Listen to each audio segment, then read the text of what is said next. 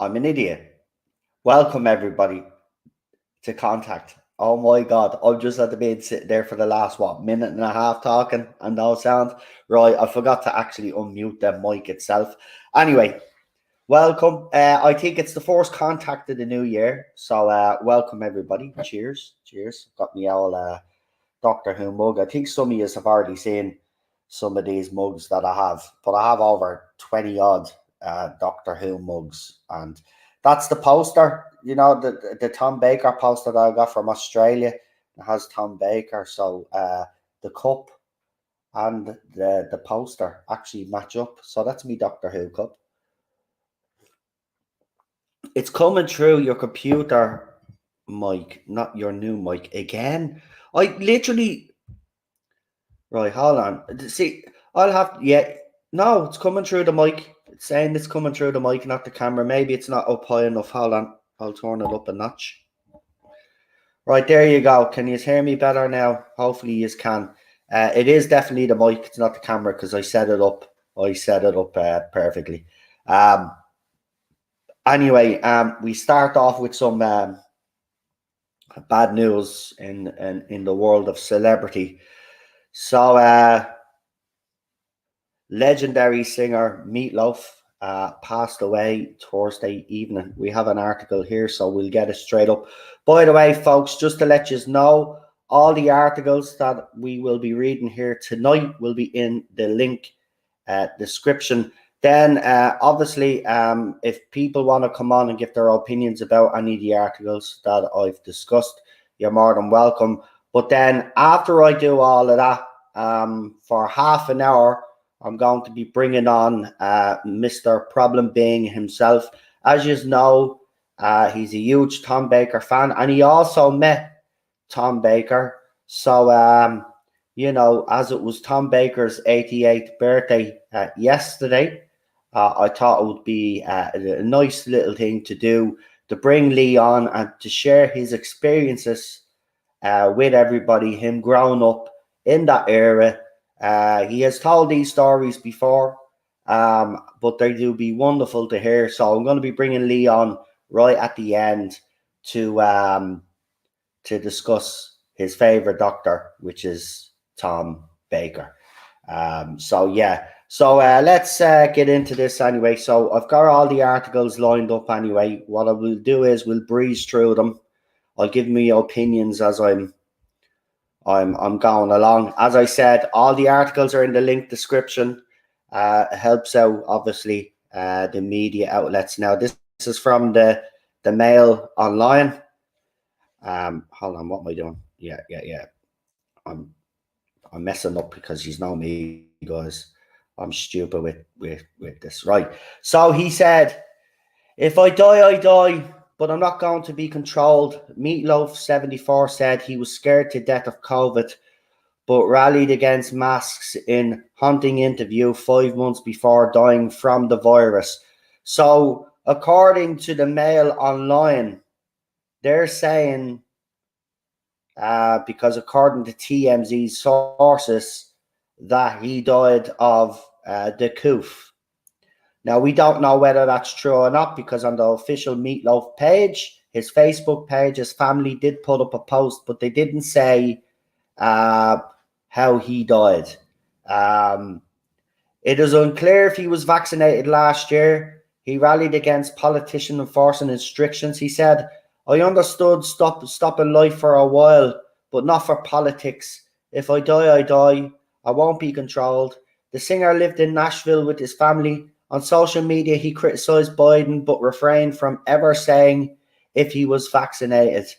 Had an array of previous health issues and was recovering when COVID hit, which he said made his health worse because he had to stay out of the gym. Yeah, I've seen one of the kind of the last photos of him, and by God, that man piled on some weight. This lockdown, listen, I'm going to be out straight, right? It doesn't matter what side of the argument you're on, but I think everybody will agree that this lockdown has had a detrimental effect on people's mental health and also with weight issues. I mean, I've piled on a bit of weight since this bleeding lockdown as well. It has not been a healthy time for anybody, to be quite honest with you. Meatloaf's adult daughter, Pearl, said on the 7th of January that some of her family and friends had tested positive. She said they were all feeling okay because they were vaccinated, but didn't say if her father was among them. The singer had an extraordinary career over 6 decades with Bat Out of Hell trilogy among the most popular offerings. I Will Do Anything for Love, But I Won't Do That reached #1 in 28 countries and won him a Grammy. That is a cracking bloody song though. But do you know what? This is another thing that I don't like. To see the way the media, well, was he vaccinated or not? You know, why does it matter? Why does it matter? A legend of music has passed away, right? Like, he's legendary. And all you can focus on is whether he was vaccinated or not. Will you just leave it out? Just leave it out. The man gave us some absolutely wonderful music. He was in movies as well, as you all know, right? This man added to pop culture. This man was an icon and deserves to be respected. I don't give a shit whether he was vaccinated or not. That's none of my business. It's nobody else's business either. Like, but I hate the way these articles are all framed. Well, was he vaccinated or not? Who cares? He's dead. He made music. He made movies. He put a smile on a lot of people's faces. He was a legend. See, this is the society we live in now. It matters whether you're vaccinated or not because, like, you know, there seems to be this vaccination class. You're vaccinated, you have the moral superiority. If you're not, you're some sort of scumbag and should have all your rights taken away from you. Bloody ridiculous. Like, leave it out. Talk about his music. Talk about what he did in film. Talk about his achievements. Nobody gives a crap whether you're vaccinated or not. Anyway, is there, but that was last March, right? But since then, but you could see he was still pretty active, but his health was already bad. God love him. There he is enjoying life, you know.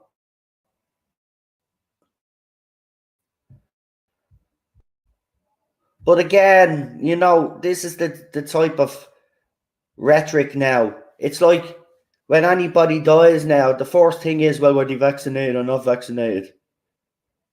Like, leave it out. The person's gone now. So why does it make a difference? Anyway, legend, 74 years of age. You know, nowadays 74 is not, you know, it's not considered old anymore, is it? So pretty sad news. An icon, a legend. Now I'm not going to sit here and say that I absolutely love his music, but I love these classic stuff. I love these big hits, I have to say. I'm not going to lie, but say I'm a fan. You know, as I said, I listen to any sort of music. So, you know, I listened to Meatloaf growing up like a lot of us did. Obviously, his fans, his family, friends will be heartbroken. So our thoughts and prayers go with his family and friends.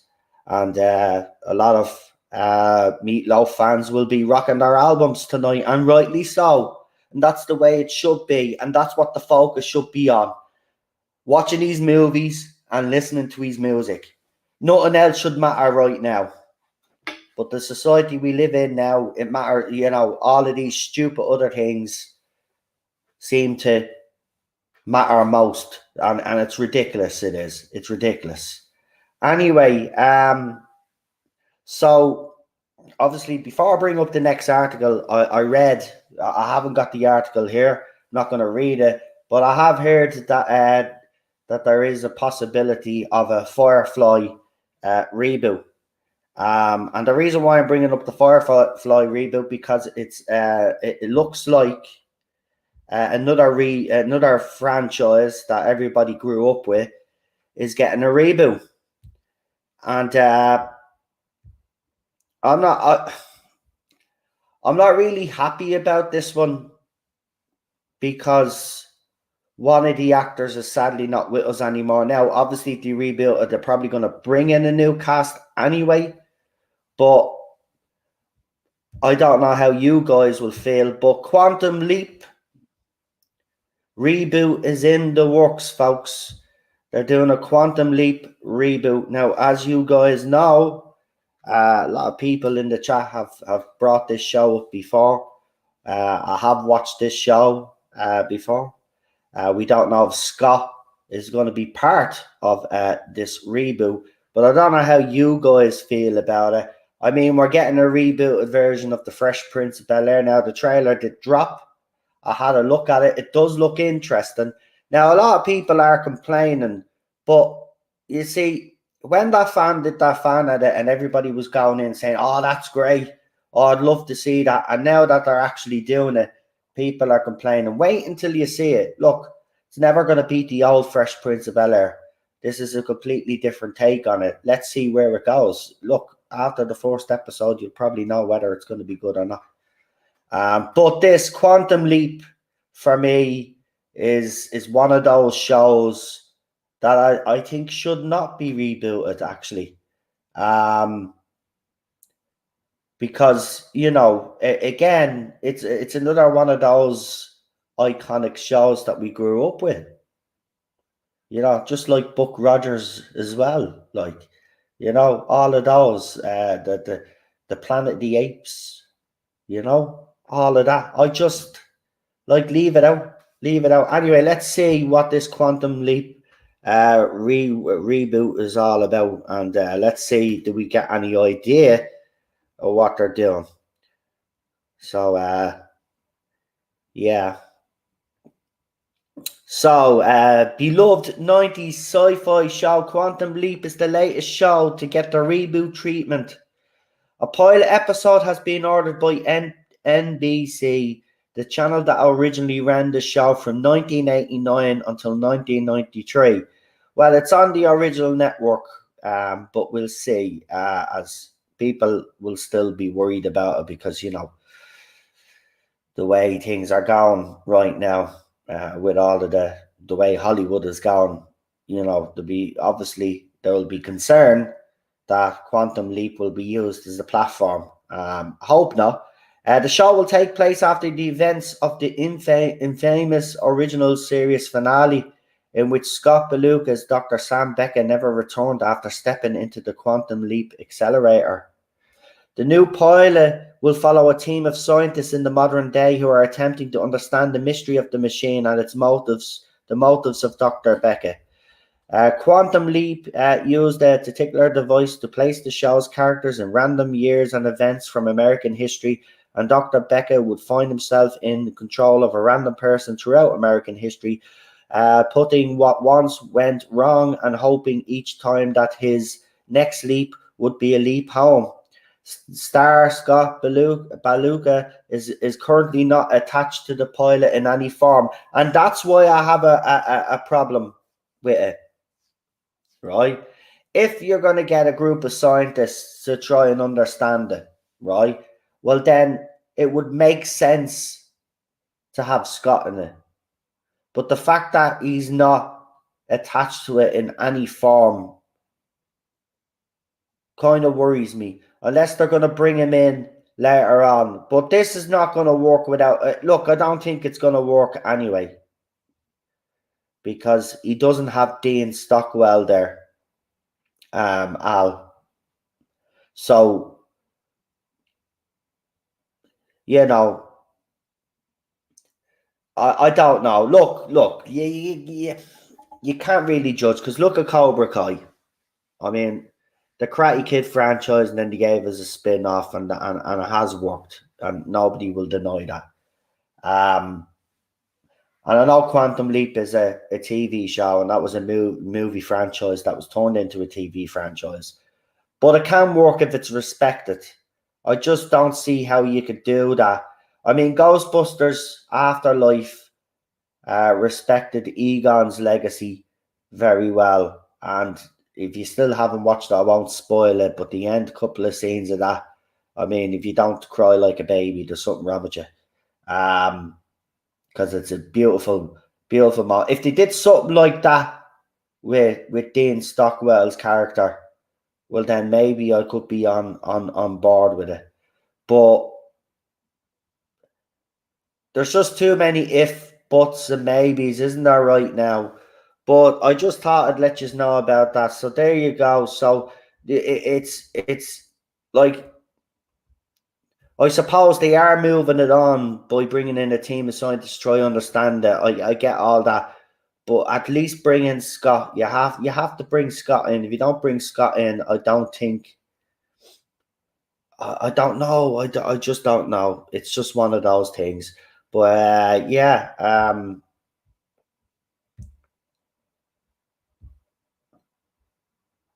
just I don't know. I don't know what you guys think. Is there any Quantum Leap fans actually in the chat? Sorry, now obviously I've been reading the article, so I haven't seen the chat. I'll go in and have a look as well now anyway. But if there is any Quantum Leap fans in the chat, actually leave me a comment now. Let me know, would you be in favor of this? Would you be in favor if Scott was involved, or are you just not in favor at all? Leave it alone, sort of thing. You know, respect Dean Stockwell's legacy and just let it be. Where do you guys stand on that? Let me know. Let me know. I'll sit here and I'll wait for some of you comments.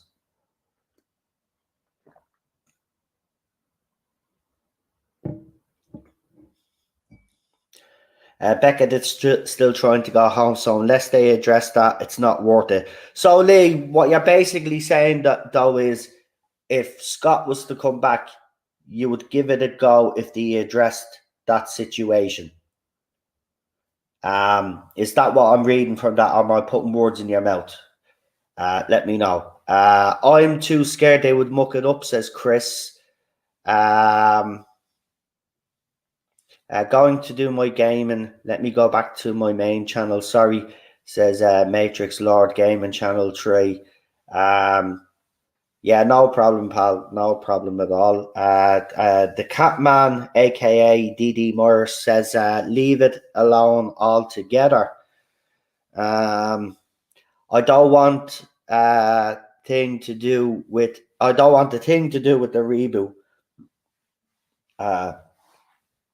Yeah, there'll be a lot of people that will be like that. And obviously I can understand it. It's yeah. Look, we've been saying it for years, haven't we? Hollywood is just gone lazy. It's they just I don't know what it is. It's like there's they're not. I think it's as simple as they're hiring people that just can't come up with original ideas of their own, or it's just pure laziness. Oh, let's reboot something and just put our own little spin on it, because it'd be better than actually coming up with original ideas, because they have.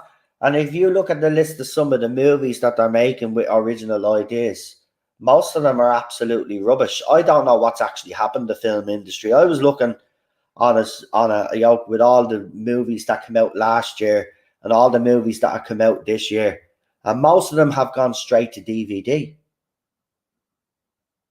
They've gone straight to DVD.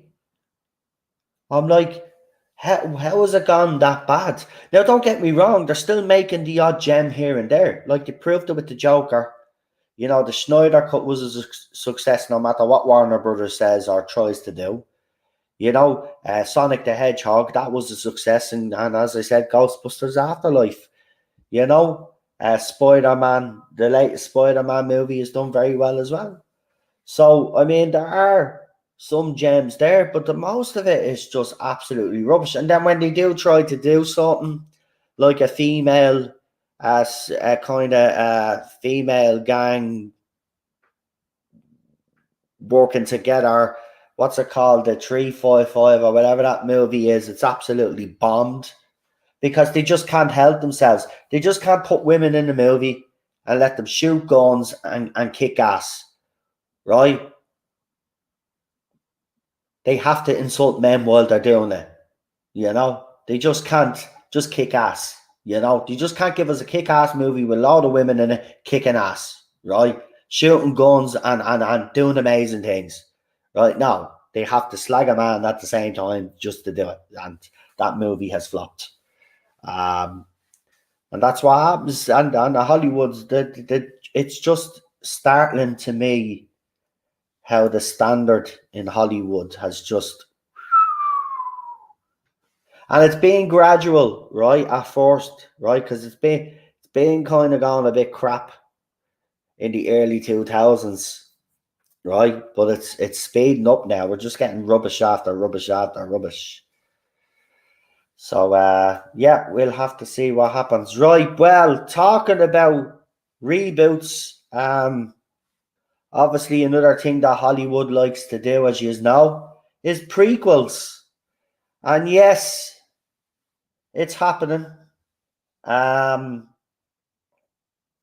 I'm a bit worried because I'm a Lord of the Rings fan. Now, I'm not like everybody else when they saw the intro trailer, the little teaser that they showed us. I wasn't one of them moaning about CGI or saying it looked shit and all of this, because it didn't, right? They just want something to give out about before they've even seen anything, right? And that is the truth of it, right? Nobody has seen anything yet, so you can't judge it. Simple as that, right? But Lord of the Rings, Amazon has decided that they're going to do a prequel. And it's been given a name.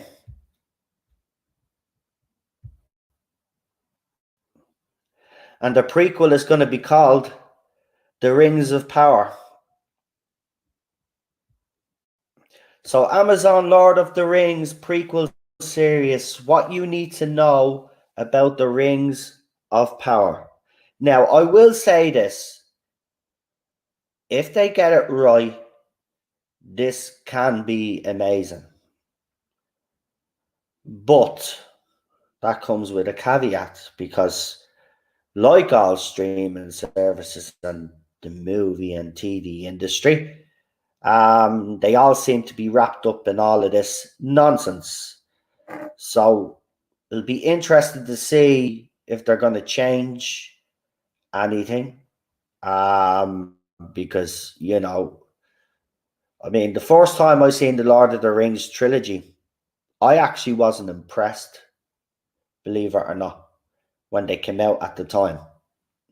It was years later, and I'd gotten me PlayStation 3.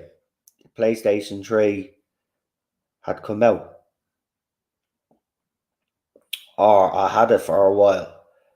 And then someone gave me a disc, a DVD, and all of the movies were on the disc. So I downloaded them onto my PlayStation. And then I realized I got all the extended cuts of every single story. So I did, got up early one morning and not a word of a lie, couldn't sleep. Got about 2 or 3 hours sleep. I said, feck it. I'm going to go out, I'm going to switch on the TV, and I'm going to watch the first Lord of the Rings movie. I ended up watching the whole 3 movies from 8 o'clock in the morning. I think I finished something after 11. Something like that. And I tell you, I just had, I don't know what it was, an out-of-body experience or something watching those movies. I was hooked.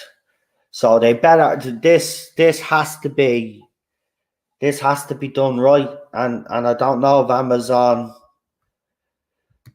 will do it right. That's my problem. So Journey Back to Middle-earth with the upcoming $1 billion show Here are all the details on the cast, plot, and release date for the series.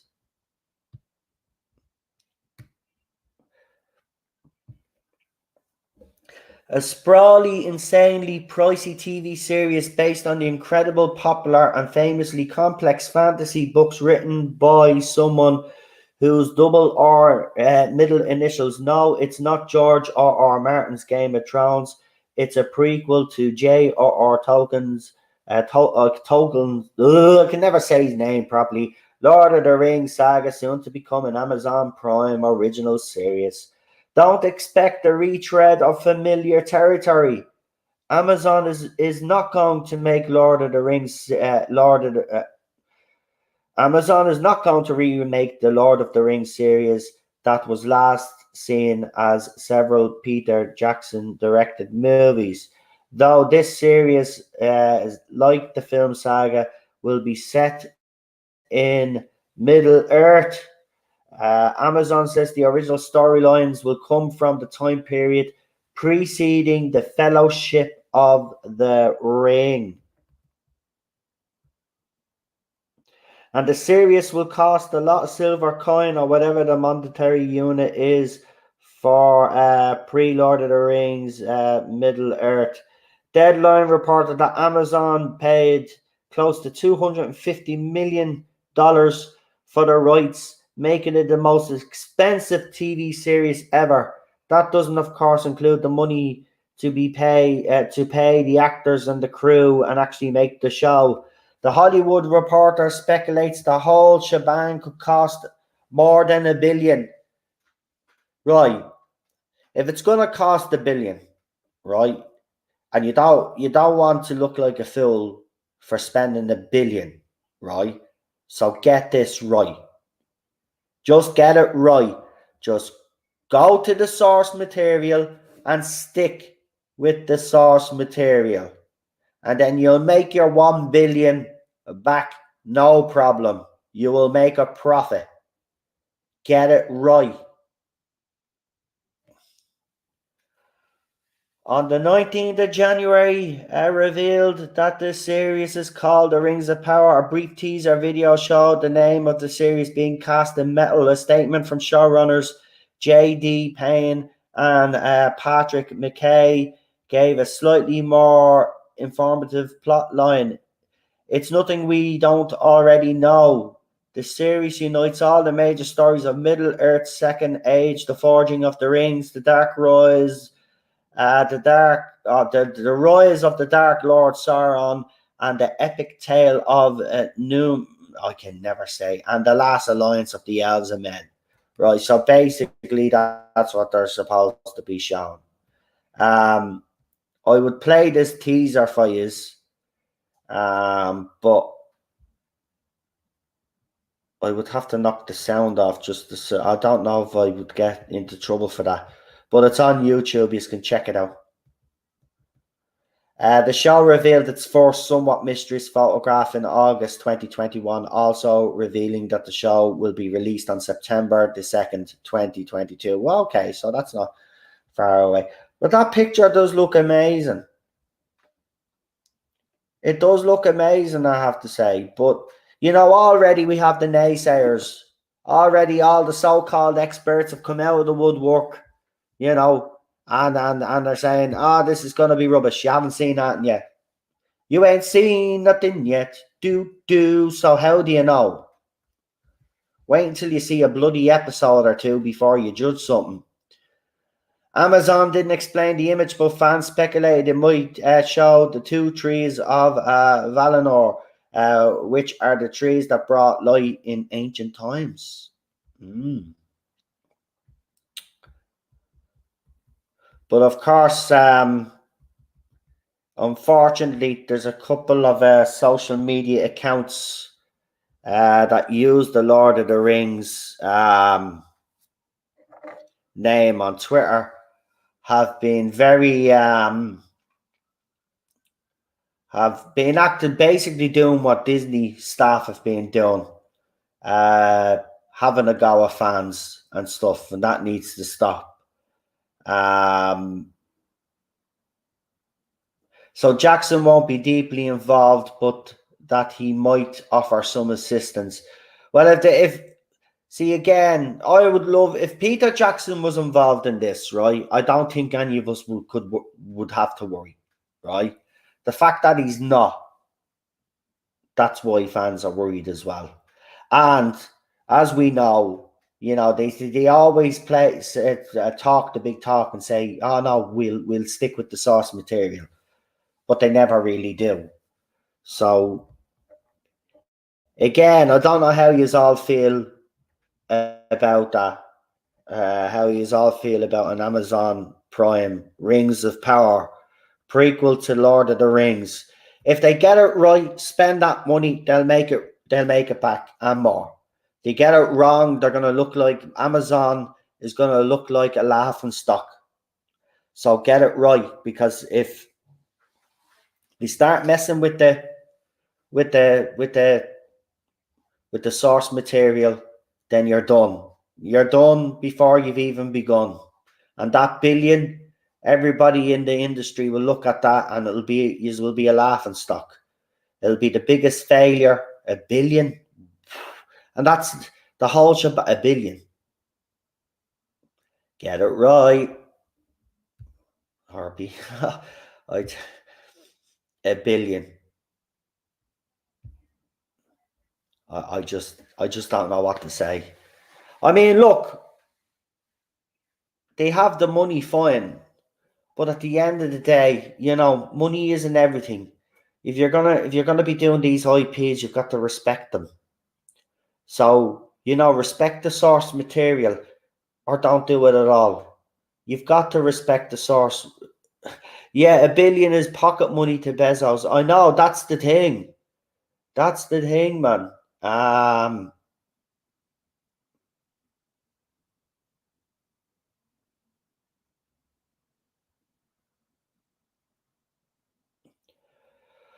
Well, we'll have a look at Chris is saying some stuff that some fans have been discussing. I'll have to, as I said, I'll give the show a go and see what happens. Gamer.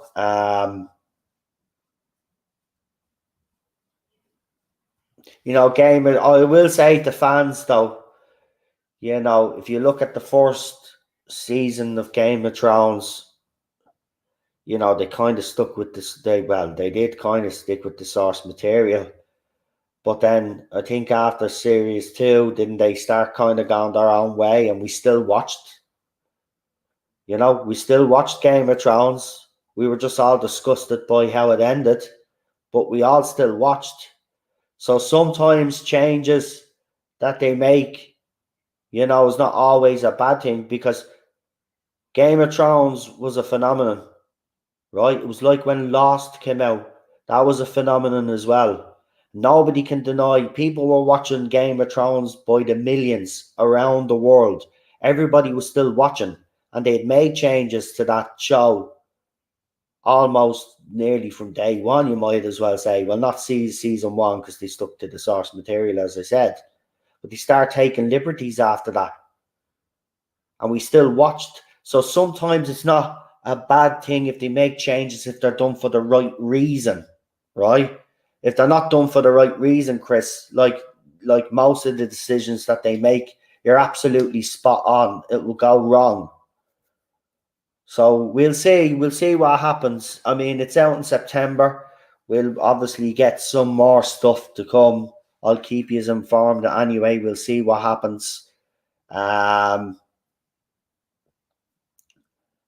be interesting, but I am nervous. I'm not gonna lie.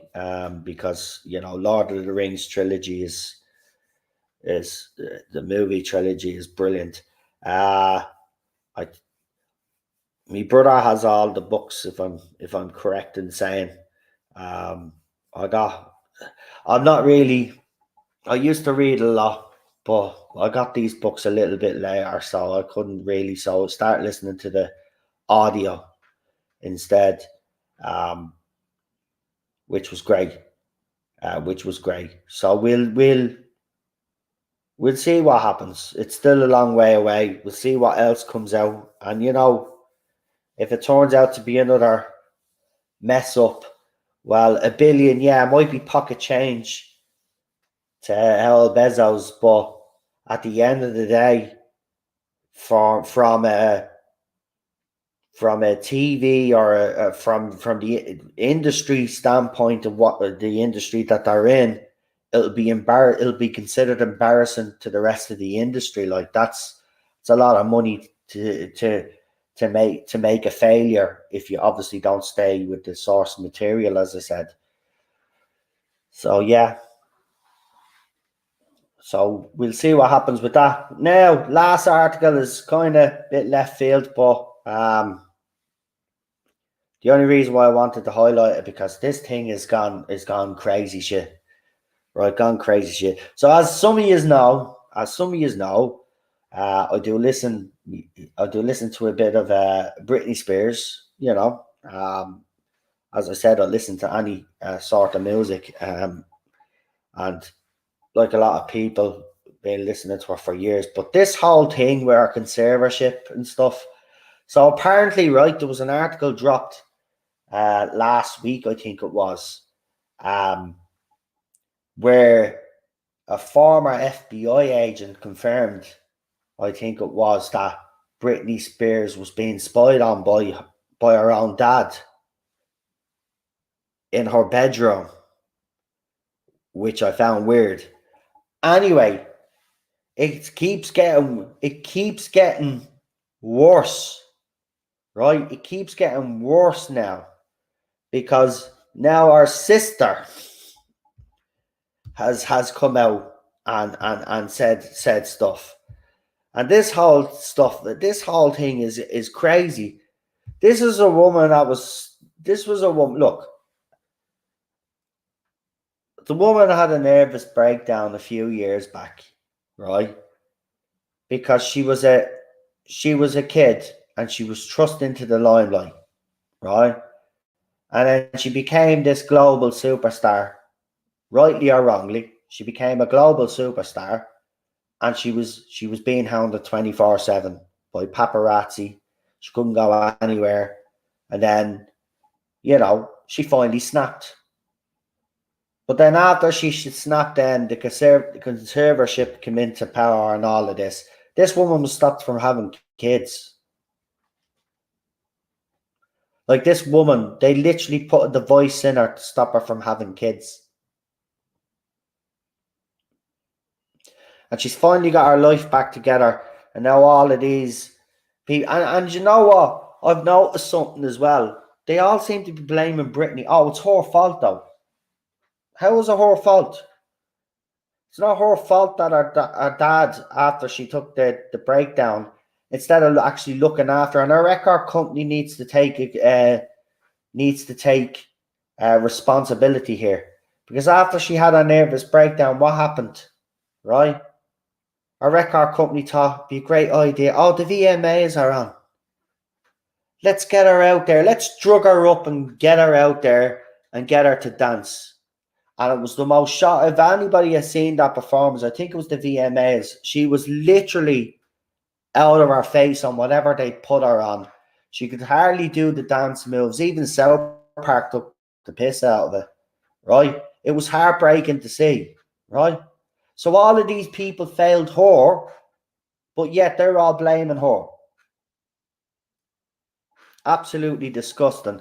So now apparently her sister is gonna is because she wants to cash up on all the drama. There's a book. There's a book.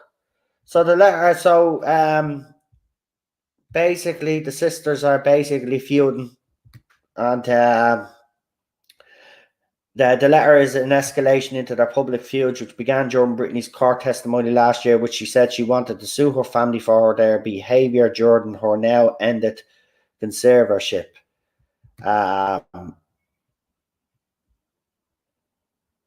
Britney Spears has reportedly sent a cease and desist letter to her sister Jamie Lee in an escalation of their public feud over release of her book.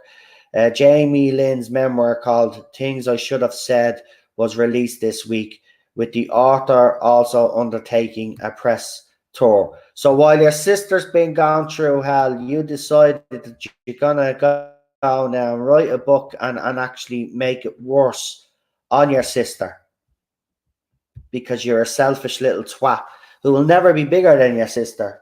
So you decided that you're gonna write a book now and you're gonna air all your dirty laundry out for the world to see, instead of being the sister that you need to be to your sister right now.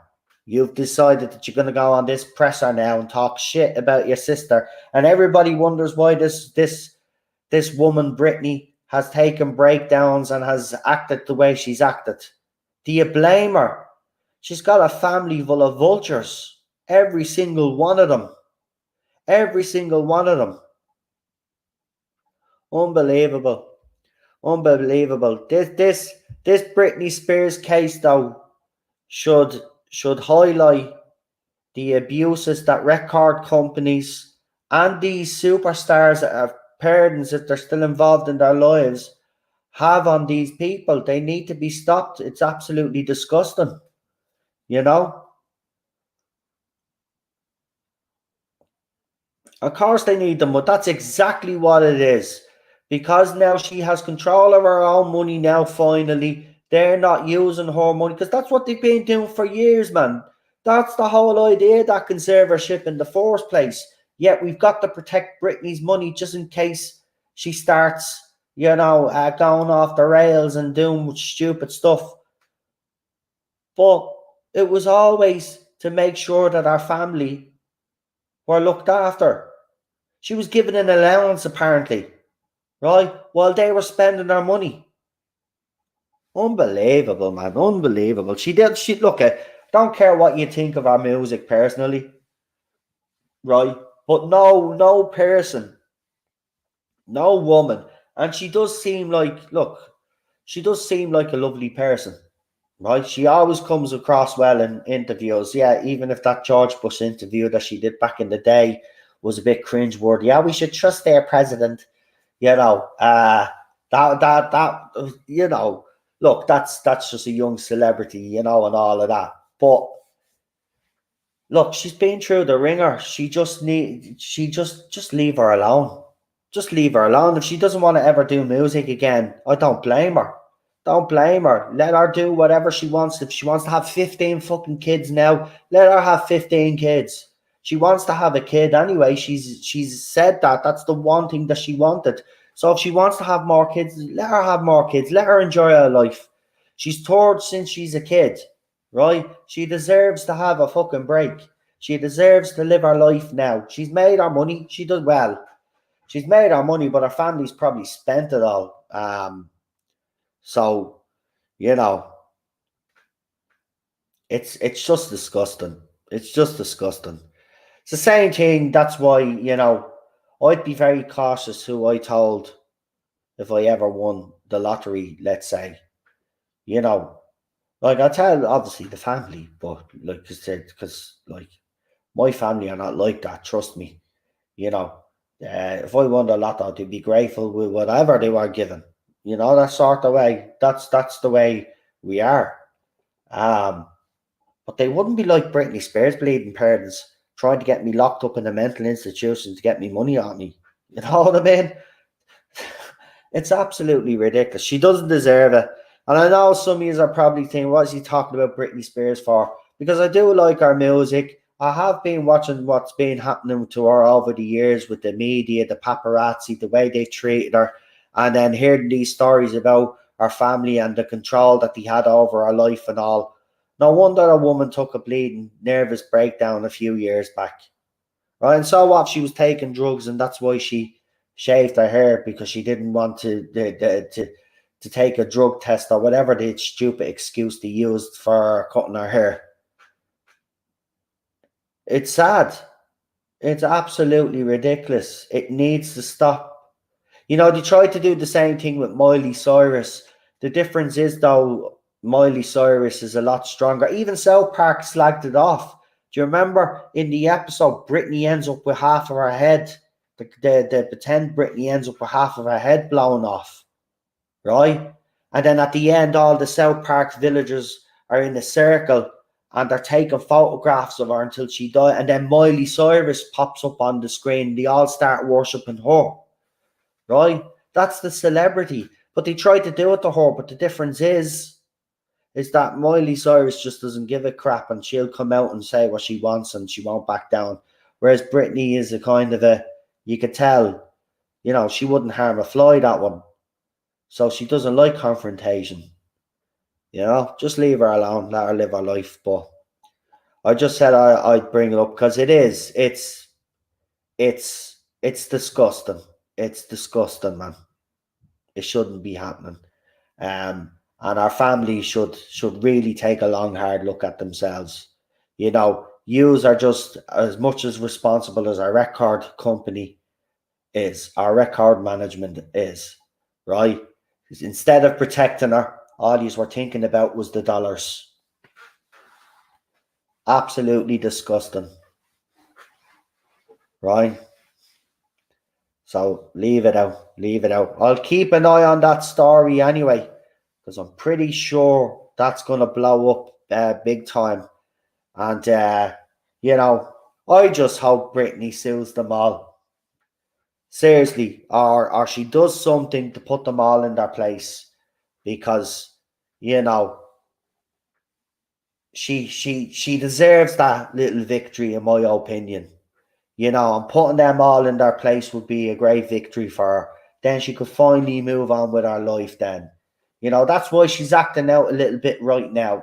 Because for the first time in her life, she's totally free. And this is why people need to understand, if they say, oh, she's kind of gone off the rails again. She's not. This is the first time that she's had freedom in her life, total freedom in her life. She's not being spied on. She's not being watched and all of this, right? She's literally free to do what she wants. And she hasn't had that in decades, folks. In bloody decades. That's how long this is going on. So we'll see what happens. But this story is going to continue on. It's going to be very interesting. Very interesting to see what happens. Yeah. Right. Anyway, so that's all the articles there. So I hope you've enjoyed that and my opinions on them.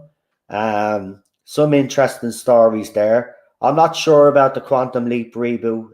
Also, I did mention there is a Firefly reboot being talked about as well. I'm not in favor of that, to be quite honest with you. Firefly was unique, and for its time, yes, obviously, it shouldn't have ended the way it ended because, that's just typical of the network at the time. But we did get the movie. So the movie was great, but still, there was some shocking moments in that for me as well, actually. I wasn't expecting it, but I was good. But we did get the movie. But so I don't know about this reboot. I'm kind of done now. Joss Whedon is trying to make a comeback. Well, if Joss Whedon is trying to make a comeback, I'll just say to Joss Whedon, just just go away, mate. Just go away. I mean, every interview that you do now, you're actually making it worse for yourself, right? You're not actually making it any better. When you start slagging one of the actresses off because she can't speak English properly, I mean, I'm sorry, mate, but that's, you shouldn't be saying things like that. I don't know. Look, Joss Whedon, there's no denying that the guy has talent. But if he has done half of the things that he was supposed to do backstage, well, then he sounds like a monster, to be quite honest with you. So, he needs, if he wants to make a comeback and he has done all those things, well, then he needs to make amends instead of trying to make it worse for himself and do interviews and make excuses. It's not going to help you. It's just going to make things worse, and it is, because his name was trending and everybody was slagging him off.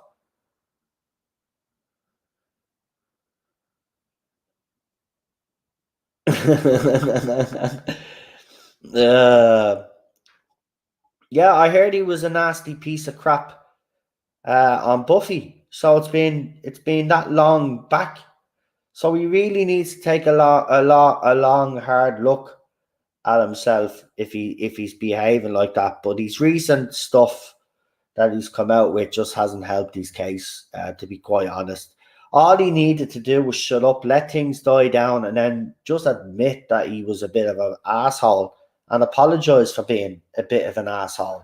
Yeah, not everybody will forgive him, but if he has ideas for TV shows that executives think are good, trust me, he'll be hired to do those TV shows. So that's all he had to do. You can separate the art from the artist. Of course, like, I'll still watch all his old stuff. I'll still watch his old stuff. But I mean, his latest comments haven't helped him. So he kind of needs to shut the fuck up, basically. Either apologize or just don't say anything. Because I don't think he can. I don't think he can resurrect his career now if he keeps this up. To be quite honest with you, so we'll see. We'll see. Anyway, as I said, that's all the articles. Anyway, some interesting ones there. Again, our condolences to the family of legendary rock star Meatloaf, who passed away on Thursday. And of course, we had the great Tom Baker's 88th birthday. So we had some good news there if you're a Doctor Who fan. And still going strong, has a wit about him. Love that man. But yeah, but that does bring me on to my nice little segue. So we're gonna do things a little bit different. I don't think nobody actually sent me any DMs to come on. So I think everybody's happy with me reading the articles and giving me opinions, and I think people get their opinions in the chat. So what I'm gonna do is I'm gonna bring on Lee, because we're gonna talk about his favorite Doctor. Obviously, it was his birthday yesterday. And we're going to bring him on to talk about Tom Baker and his experiences and what it was like growing up during the Tom Baker era. I know a lot of you love listening to Lee's stories. He's reminiscing. And that's what we're going to do right now. What we'll do is next week we'll get everybody. What I'll do is I'll be on Thursday. What I'll do is I'll tell you what articles we're actually going to be discussing. Then that way, then you can tell me if you want to come on then on Friday night. So I can write your names down and I know yous are coming on. Do you get me? So that's what we'll do from now on. And if people are wondering why I was late, actually, because I didn't address it. So I get a notification off YouTube that someone was trying to access my YouTube channel. So because that happened, I had to verify everything again. But the thing that annoyed me is I thought I forgot all my passwords. I had to go looking for them, and then I found them. And then I was able to do the stream tonight. If I hadn't have been able to verify me account tonight, we wouldn't be streaming. But I was able to verify it, so here we are.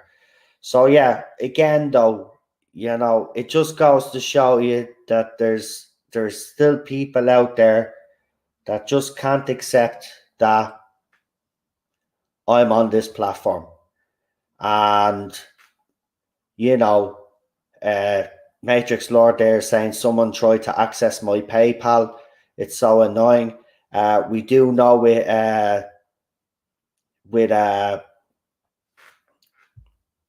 Pitbull Gaming as well. Same thing. They were signing him into all sorts of nonsense with his email address. It's getting ridiculous at this stage. But what can you do? What can you do? But it was good. YouTube informed me, so it's all good. It's all good. And it's lucky I have, as I said, I have all my passwords.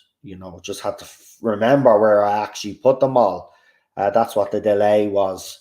And then on top of that, then I had to get the articles ready as well. So I had to link that all into the link description. So yeah, so that's why we were late tonight, folks. Because we were supposed to start around 7. But as soon as I went into my YouTube studio, it told me, "Oh, you must verify your account." Then I get an email. It's ridiculous. But look, that's the tactics. That's the tactics they use. But we'll keep going. We keep going. We don't let any of that deter us from what we do here on this channel. But let's get into the Tom Baker stuff. So our next guest is coming on. Grew up obviously during the Tom Baker era, and we'll have some stories to tell. So we're going to keep this positive. We're just going to talk about Tom Baker. We're not going to get into any of the other nonsense that's happened since then with it. We're just going to focus solely on Tom Baker. We'll get Lee's opinions on what his personal favorite Tom Baker Doctor Who story is, and what he believes is his best Doctor Who story as well. And he'll obviously have some stories there to tell you. So let's bring him on. Without further ado, and I've seen that he has his avatar changed as well, and rightly so. It's the one and only Problem Big.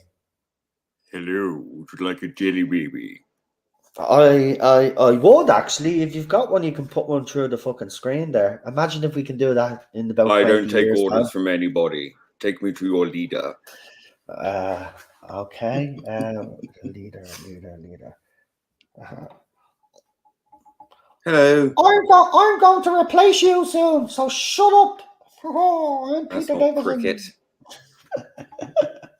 Anyway, welcome, Lee. Welcome. Obviously, it was Tom Baker's 88th birthday. It was indeed. Yes. The legend. So I'm going to shut up, right? And I'm going to knock my camera off for a few minutes just to have, yourself. You know what I'm doing.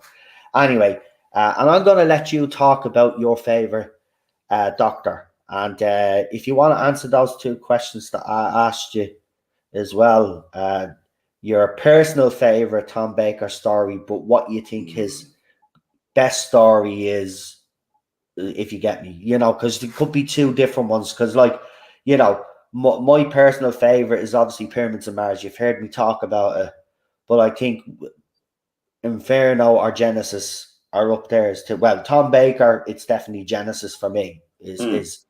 Is considered his greatest story. That's what. But my personal favorite would be Pyramids of Mars. So that's where I'm going with that. So if you want to start off with that, or you just want to get straight into your little story. Well, I do love Pyramids of Mars. Yeah, it is such a classic. Sutek is such a wonderful villain with that silky smooth, menacing voice and that stillness. I love that. I'd love to see Sutek back again at some point, but I don't know. It'd have to be done super well. I mean, I'd like to see Sutek come back without the silly dog head, or at least if they're going to do the dog head, they do it, Yeah. That was the only sort of downfall of that story. I think one of the great effects of that was I can't remember the villain's name, the servant. Possessed guy. What was his name? I can't remember. Memory's not so good. Someone in the chat will remind us. Yeah. But it's the bit where he's walking. He's got this. The smoke. He's been like the shot, and then he's like the smoke, and he's all shot backwards, and then he's doing all the things backwards, and then he's played forwards. That was a fantastic shot. Yeah. I mean, I've recently done a 4 bits of digital art focusing on Tom Baker's stories. I seen that. First one I started was Robot's Death.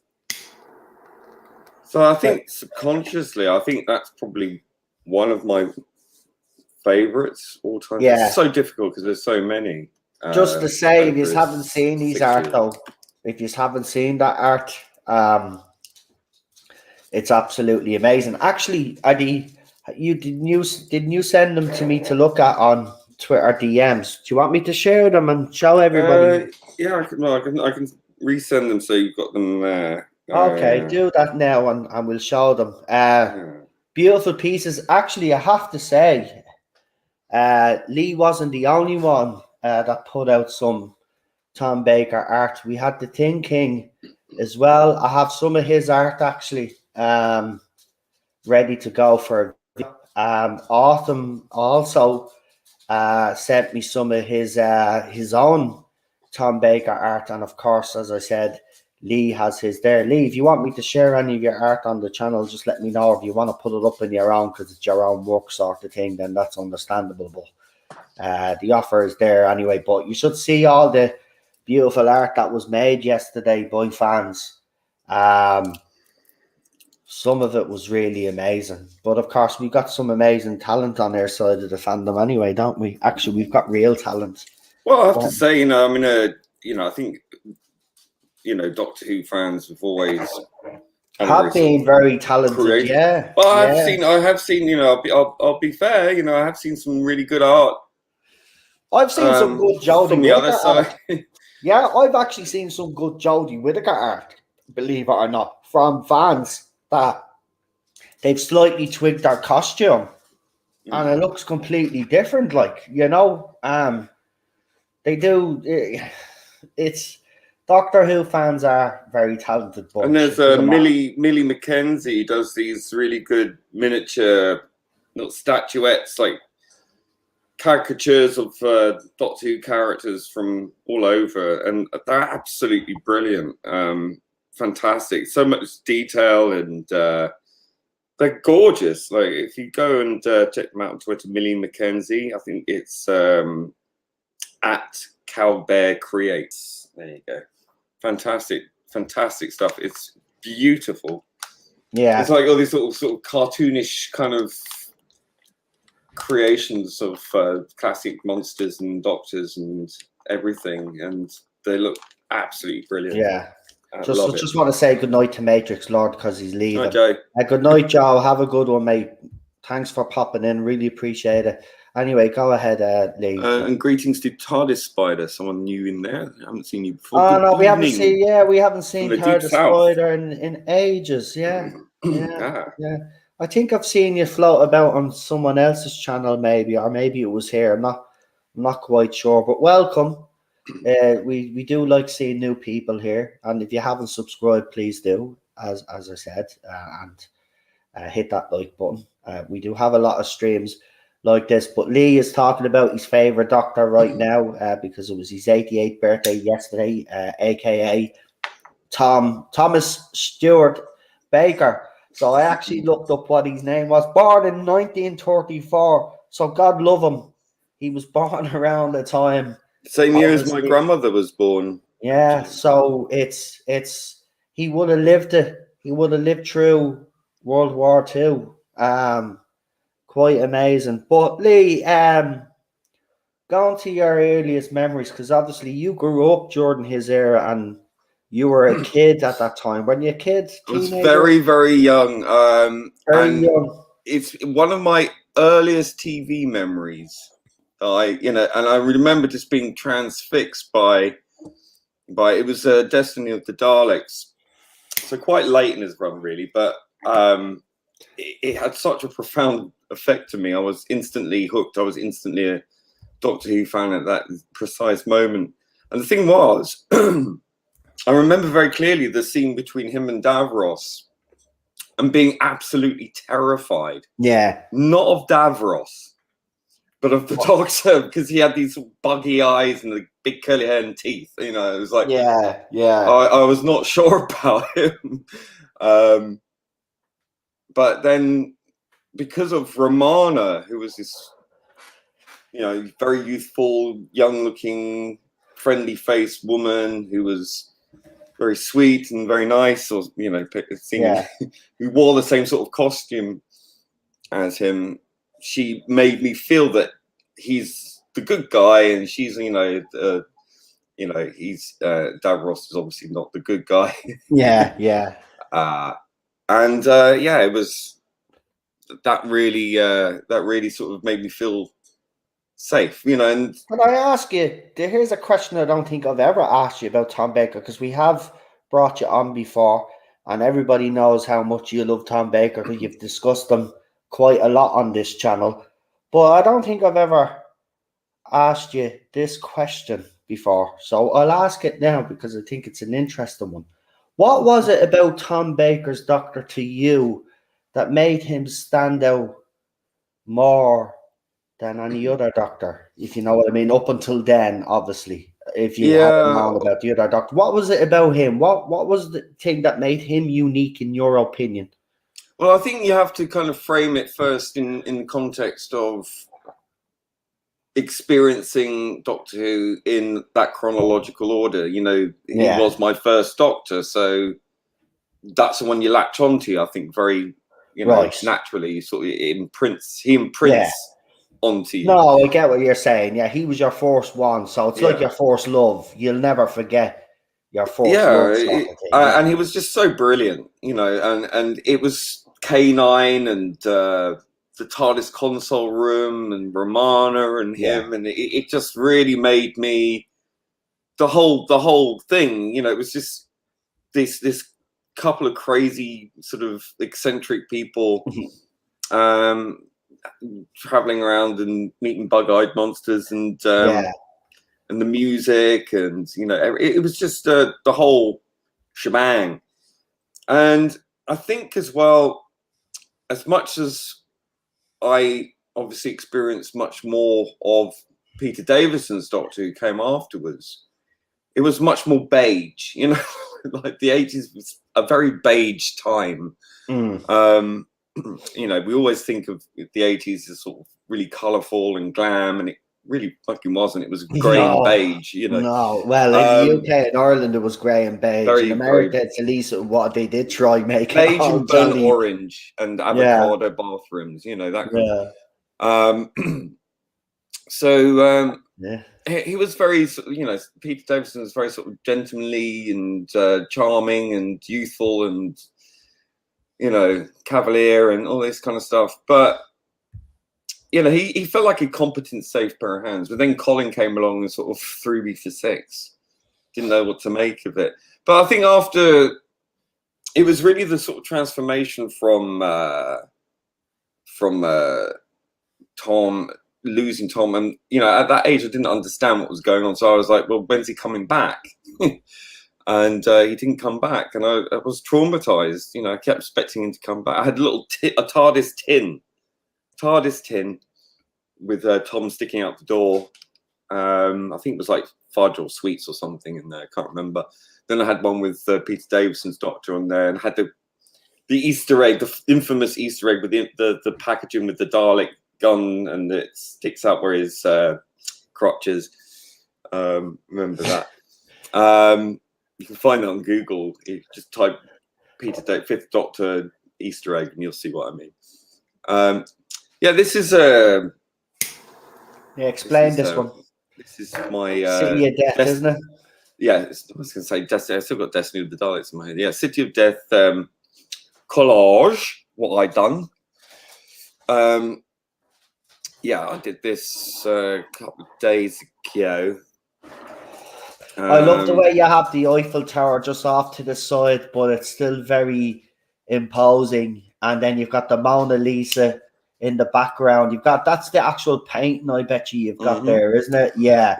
I actually used it twice because actually you see the crackling in the picture. That's actually the same thing. The zoomed in, I've layered that in, zoomed in. So it's actually her eye, and the pupil is where the spaceship is, but you can't see obviously because I've got all the characters. But it's brilliant, man. I absolutely love that one. It's very well put together. The detail is just Absolutely. See, I knew exactly what you were doing with the background as well. I said, Lee's just so clever at stuff like this. You got, Very good. because I couldn't find a decent enough picture from the actual scene where, you know, it's set in the future, no, it's set in the past, which caused all the crap. And so that sort of crackling on the desert floor, I had to find from a real desert picture, and I put that in there. So you got a little tiny TARDIS down there on the left as well. Right, I had to remove because obviously I don't want to go in and because me and Lee do private message each other, so I didn't want to see, so I have to do them one by one, because you know, just to be safe, obviously. But the next one, I'm not doing them in order. Actually, I'm doing them back to front actually, because I don't know why, but I should have started in order because that city. That was the last one I did anyway. Yeah. But this is the second last one then but it's from one of my favorite episodes. So, I mean, I just love this picture. But there you go. Explain this one, mate. Go on. Yep. Obviously, Pyramids Mars, collaged. I had a lot of tinkering to do with this one. So you got the sort of sarcophagus at the back there, which was actually one with Tom walking through it, so I had to resize it and get it right. Then, you know, having to cut out, you know, all these people, because you obviously got sets behind them. You have to mask out. Yeah. So much pain in the ass. Then I had to find all the sort of different mummies down there. So you got one walking down the ramp from the pyramid, which I put in there. So I tried to form everything sort of into a sort of pyramidic shape there, and then sort of collage it, trying to get some interesting colors, and then you got Sutek's eyes glowing there in the background. And with all these pictures, you've got the vortex as well behind there. Yeah, I see that. Yeah, all of them have that in there in the background somewhere, sort of merged in. Right, let's show you the next one, folks. These are very good. Very good. Are you my mummies? Says Disaster. Now, this is another sensational one coming up. As you've noticed, I've let them I've put them on the whole screen so you can get a better look at them, because it doesn't do them justice unless you look up right at them. And there you go. We know what story this one's from, folks. This was really tricky to do because I spent hours trawling Google for Daleks, actual Daleks, and to find different angles. And every bloody Dalek picture on Google is practically a toy Dalek. And I didn't want to use a toy Dalek, so I had to really, really struggle to find the same grey and black Daleks from Genesis at different angles. And this is from 3 separate sources. Actually, I think can't remember now. One is definitely the one in the middle is definitely one on its own. I think maybe the other 2 might be from the same picture. Not entirely sure. Can't remember. Yeah. But yeah, that was really, really tricky. And then, you know, bearing in mind a lot of these are sort of JPEGs, and JPEGs are, you know, you have to turn it into a sort of a PNG to keep the resolution. And then so hopefully it keeps it. It's not, you know, it's not pixelated or too blurry. I was really struggling to know what I wanted to do with Davros, so I've got them sort of lurking in the background there. You've got the eye as well, the sort of fascist symbol that they use with the eye and the lightning bolt through it. You can sort of see it there. Then you've got the that Time Lord on the left in his shadow. You know, the one that gives the time key, time loop, time ring, whatever you might call it. Yeah, the time ring. Yeah. And then you've got bracelet. Yeah, and then you've got a Thal on the right. I think it's a Thal or a Khalid with the weapon there. Yeah, so that was quite. I was trying as well. I was looking for different. I was really lucky though. I think I chose the right pictures for for Harry and Sarah. That was really difficult as well, because there were some pictures that were just not good enough quality, or too badly cropped. Yeah.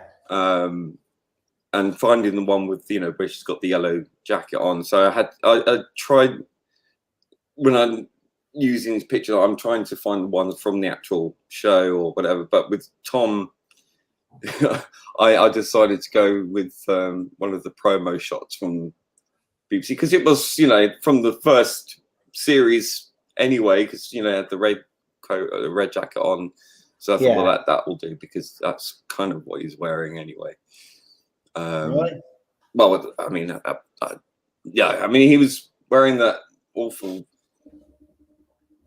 coat, wasn't he, originally? Yeah. Sort of greenish thing. But, like, you know, I think that was all right.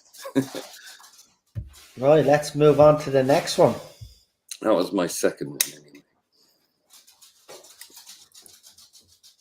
Right, so it's go back up. That's Mutant Green, yes. Right, and this is the last one here, and you will recognize this story too. What's going on there? Why did that go like that? That's that they're doing something weird there. Okay, for some weird reason it went out of Lee's message thing. Why? Just give us a second. This laptop is just in my bleeding head in. I'm going to throw it out the window that keeps it up, I swear. It's because I got the camera and the mic on.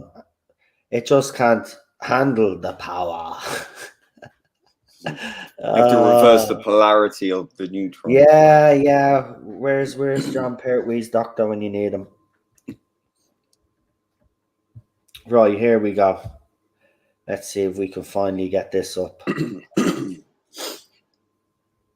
Of course, you guys will recognize the story, as I said. Hold on. Why is it taking?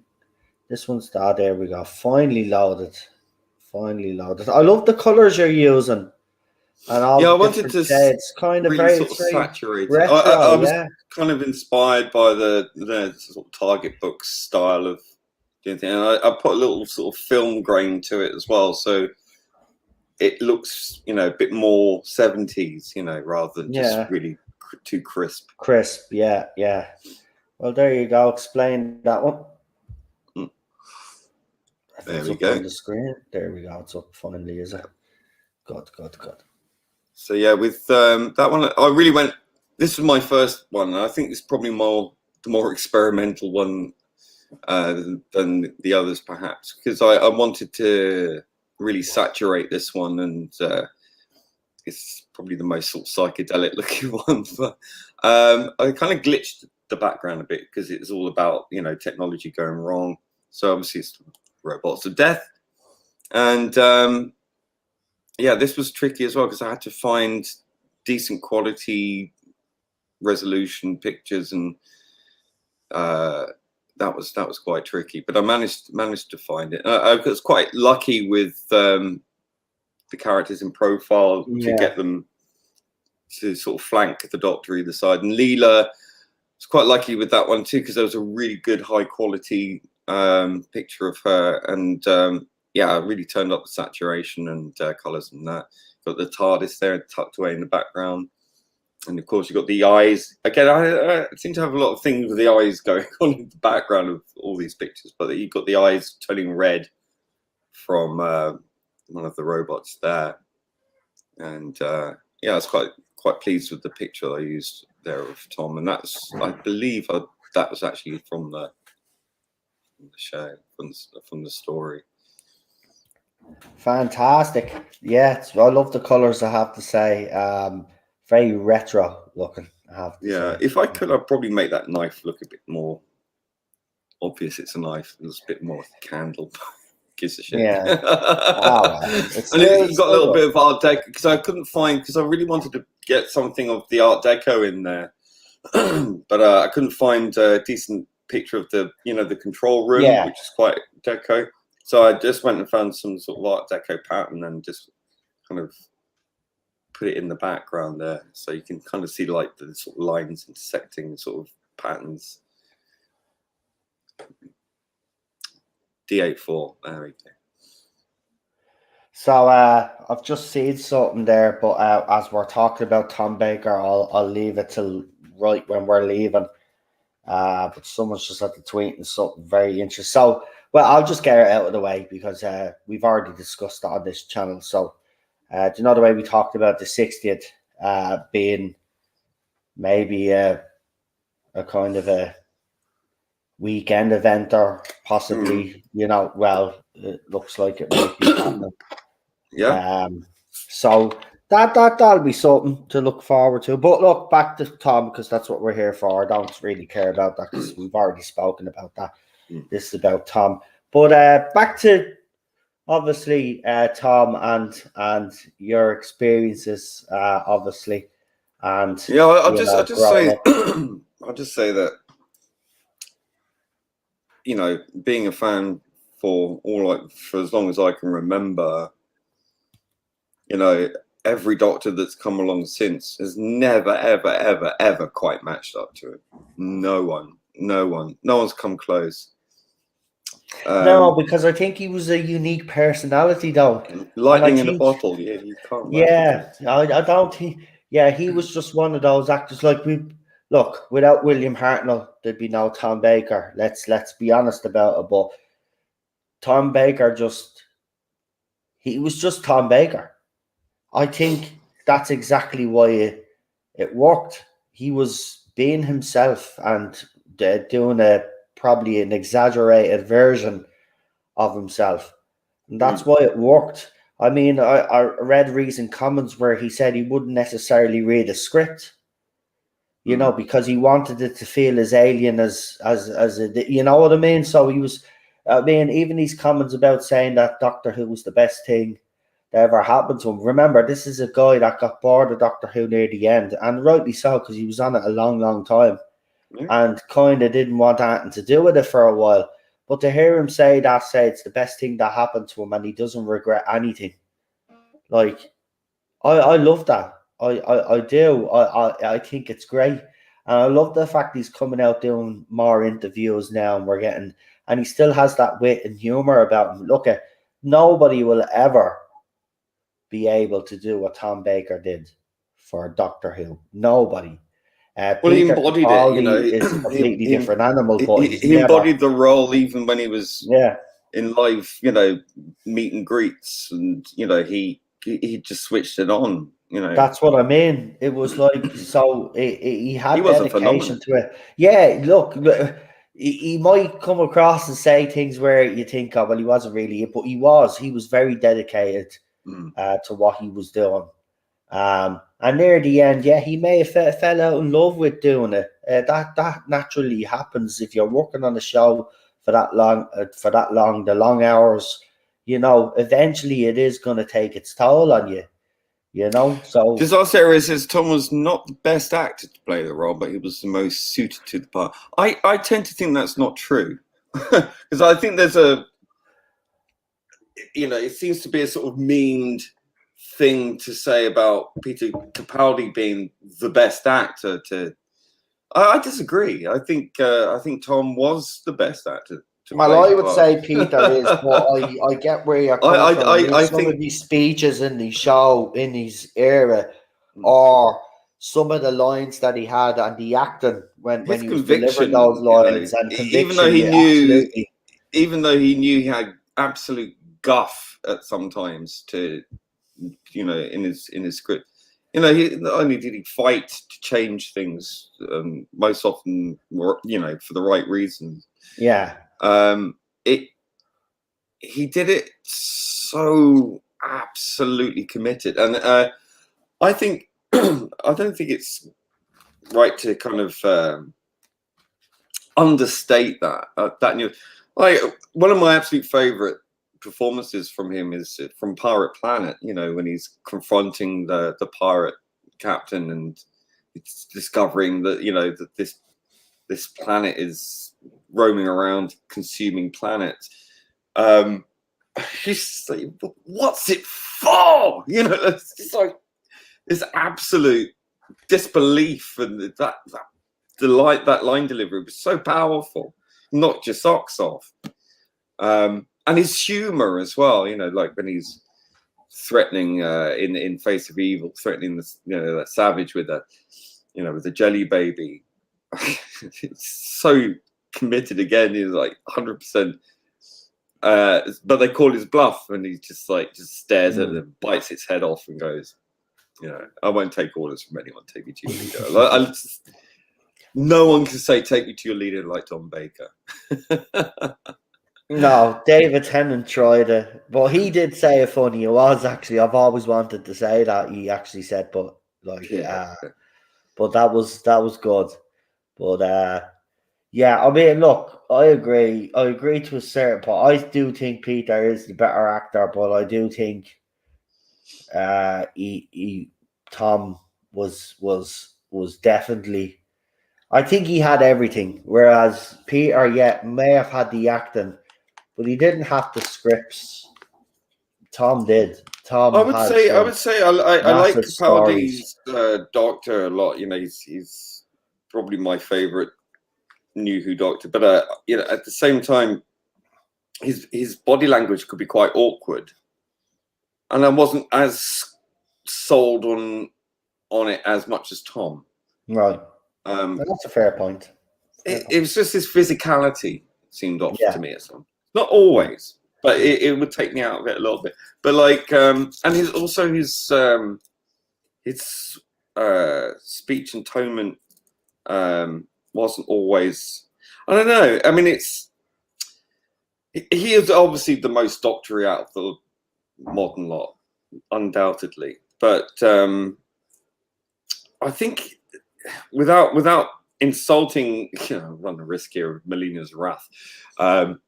But I think he was almost a bit derivative of William, Tom, John, a little bit derivative, a little bit of this, a little bit of that. And I think a lot of doctors are like that anyway. Well, would that not show how good of an actor he is, that he's able to channel those doctors? But that's also true. That's a talent in itself. But Tom was an original. Yeah, no, I get you. I get where where you're coming from. He was original. He wasn't copying anybody. He played it his way. Exactly. Just like actually Troughton did and Pertwee did, but Tom just brought it to a different level altogether. And it also helped that he had some great stories. Well, both him and Capaldi did the same thing, which was elevate guff. When especially during the sort of Williams era, there was a lot of guff. Let's be honest. There was a lot of guff. Yeah. We've been watching the Hartnell's era. It can get a bit, But again, the real talent is to have that. Well, I guess it's an innate thing, to have that magnetism. I think you can have talent, but without the sort of natural charisma behind it, it's never going to pull off. But Tom, all he needed to do was just stand there, and that's it. Your eyes are immediately fixed, because he was such an imposing character with big hair and just. The aquiline nose and the bulging eyes and the grin or the stern look, and it just a facial expression or just the way he's standing commanded something, and it's just wow, this guy is just oozing electricity or something, and that's something that was just so he was so archetypal, something about him was just. Otherworldly, and I don't think any of the other doctors have ever since had that otherworldliness as much as him. Not even close. Not even close. Really, no one has. And that's interesting. I think that because if you want a space time traveling alien, you've got to have that alien quality to him. And I think all the other Doctors, apart from Hartnell in places, really, John occasionally, McCoy in the later sort of seasons a bit, only very sort of hinting at sort of being alien, really. And I don't think any of the modern Doctors have ever sort of really touched on that alien quality that much. Yeah. To be honest, but Tom did. You know, he wasn't afraid to go there, and I think that's what separates him so much. You know, he is the most alien, but very overtly so, and unashamedly so. And it didn't disconnect him from the audience. This is the thing. You know, you don't need to see yourself in the Doctor because you can't see, and then no one can see themselves as Tom Baker, right? It's fucking impossible. You shouldn't even try. But he manages to pull you in like, more than anyone else. And so it really goes to prove that you don't need to see yourself in the Doctor to enjoy being with that Doctor and to be on those adventures. And I think that it's kind of a bit embarrassing for people to have that kind of arrogance that they have to see themselves in the Doctor in order to validate themselves. It's like, surely no. If anything, we should be identifying with the companions in order to, you know, be going along with this 2,000 year old whatever space alien. That's the whole point. I mean, everyone would love to be the Doctor, of course, but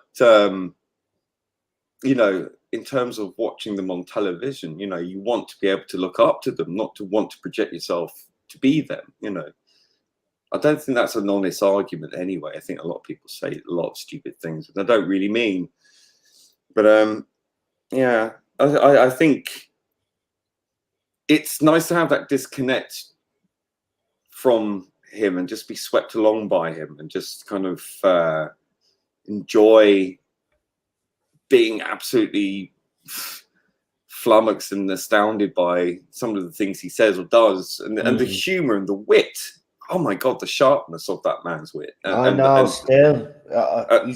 Bob Holmes writing perfectly for him, you know, and as did Douglas Adams for the humor aspect, certainly.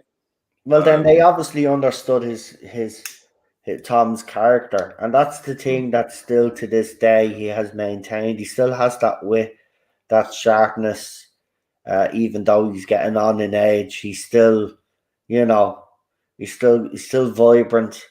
He's still got, you know, an air of arrogance about him. Humor. Yeah, but it's not even arrogance. It's just telling the truth. It's like, I'm loved. People love me, and they do. No, I get you. But no bullshit. It is, whether it's you know, it's not a bad arrogance though. There is such a thing as a good arrogance, and I think it is because he knows. You're right. Absolutely, he knows. I think at this stage, if he tried to be humble, if he attempted at any point to be humble, people would just go, "That's not Tom Baker." Yeah, I know. It would look disingenuous. That's bullshit. Yeah. Stop lying to us. Exactly. He knows he is the best. I mean, the whole 5 Doctors debacle, we all know about that. Like, you know, can't blame him for that though. Like, yeah, he'd only left the role as well, so I suppose he said it was a bit early. And then see someone else in his boots. Yeah, be a bit, you know. Really, yeah. By that point, he might be thinking, "Christ, what have I done?" You know. Yeah, but they might have. But he has accepted those guys over the years anyway. I think they all kind of get on now, which is great. But it was great to see him as a Tom Baker fan.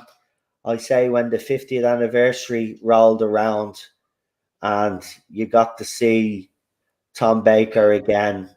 How did that actually, I don't think I've ever asked you this either. How did that actually make you feel? Because, you know, we know you are a little bit indifferent about New Who, but obviously the 50th anniversary was a combination of I saw that at the cinema. What in Canary Wharf. How did it, when you seen him, when you heard the line before you saw I think I weed a bit. Seriously? Yeah, I was just beside myself. I think I'd left my body.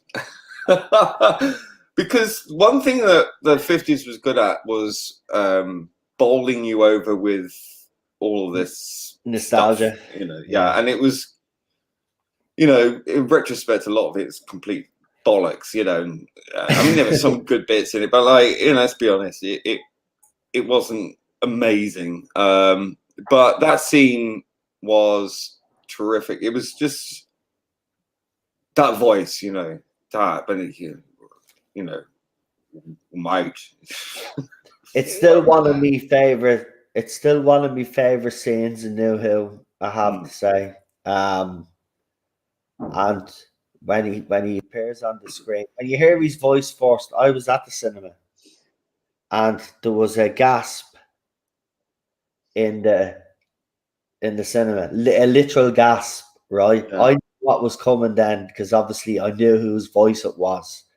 Right, but you could hear the parents of the kids. No way. Everyone cheered, Right. Then as soon as he comes into frame, the whole cinema just lost its shit. I mean, everybody. Now you don't really see this in the Irish cinemas, like people jumping up like you see in America. Where they're cheering every scene and all that. That doesn't happen in Ireland. Like, we watch the bloody movie, but for this, I'm telling you, the kids were screaming, the parents were screaming. There was just a huge cheer. I even jumped up, and I don't do that sort of shit. I was just like, yeah. And then everybody just shh, right? Because we just wanted to hear what he had to say. And then when he delivered the line, it's not. Well, they were very clever with the way that they filmed that, because they left pause.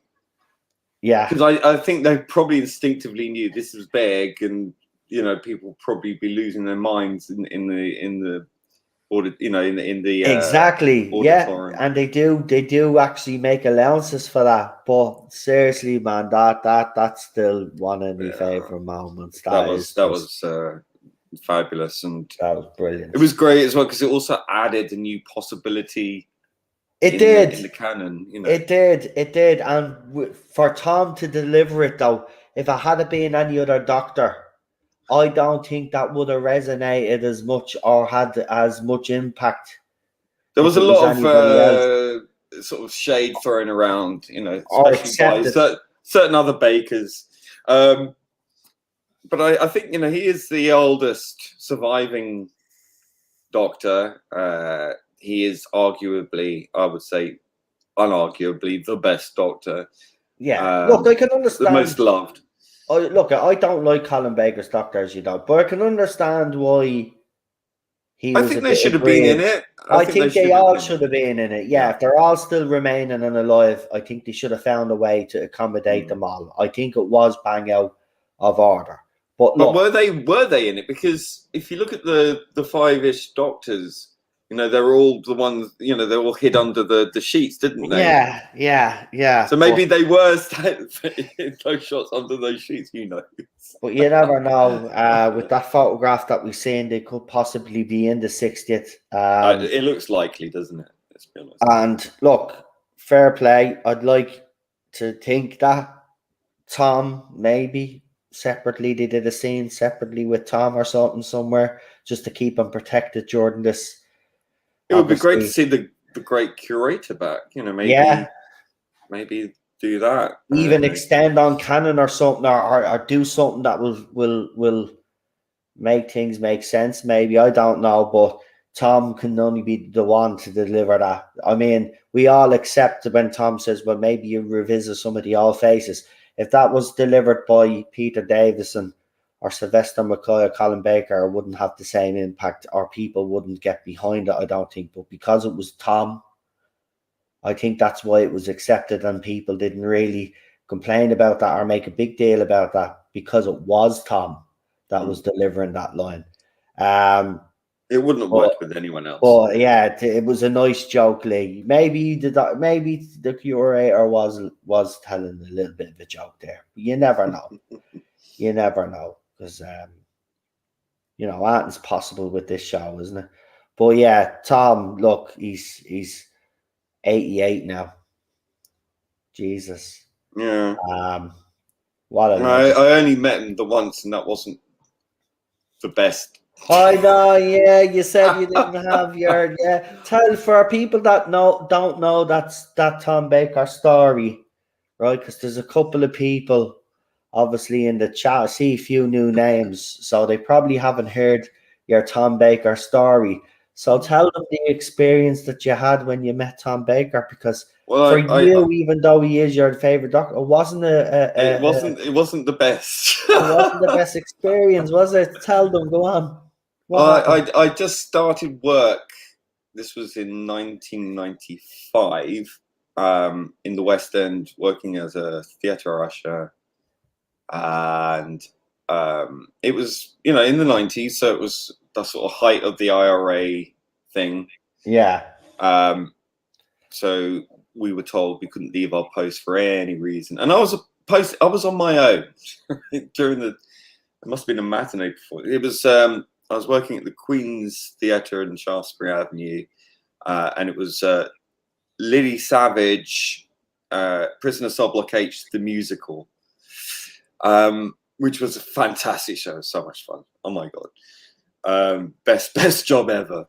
Watching that every night. It was different every night. It was hilarious. And I was a huge fan of Prisoner Cell Block H and Lily Savage. So what more could you want? Not so much musicals, but it was funny. Anyway, I was standing there in the foyer, and in walks a very inebriated Tom Baker with his wife, obviously just coming from the Soho or something, probably from the Arts Club or something, or Groucho's or whatever it is. And he goes, "Where's the bar?" Like, it was roped off. Obviously, there was no one there yet, So I said, "It's not open." "What do you mean it's not open? I come here to see Lily Savage, my friend Lily Savage. Go get the manager." He's bright red faced. It was a tall. I remember he was younger than he is. He looks quite frail now, but he was quite a big, imposing figure. And I was like, "Oh, crikey." And I was absolutely wet behind the ears, 20 at that age? Yeah. So I rushed off to the manager's office, and he came up the stairs with me, and he immediately launched into this tirade against me. It's just like, "This streak of piss told me that the bar was not open. I come here to see my friend Lily Savage." And she said, "I'm terribly sorry." And, she opened up the velvet rope and just ushered him downstairs and went to get him a drink. I was mortified. It's absolutely, like, my whole childhood collapsed into shards on the floor. Aww. I was absolutely devastated. But, I mean, look. You probably just caught him at a bad time. He was clearly boozed, right? It was like bright red in the face, so bright red that his teeth looked even more yellowed than normal. And I was very wet behind. I should, have shown a bit of initiative. I should have, switched on the old charmette and coaxed his ego by saying how much I loved him or something. But I was fresh on the job. I was not trained really at that point, and it was heartbreaking. It really was. But many years later, on the anniversary year 2013, they did I managed to get tickets for the Robots of Death at the BFI in London.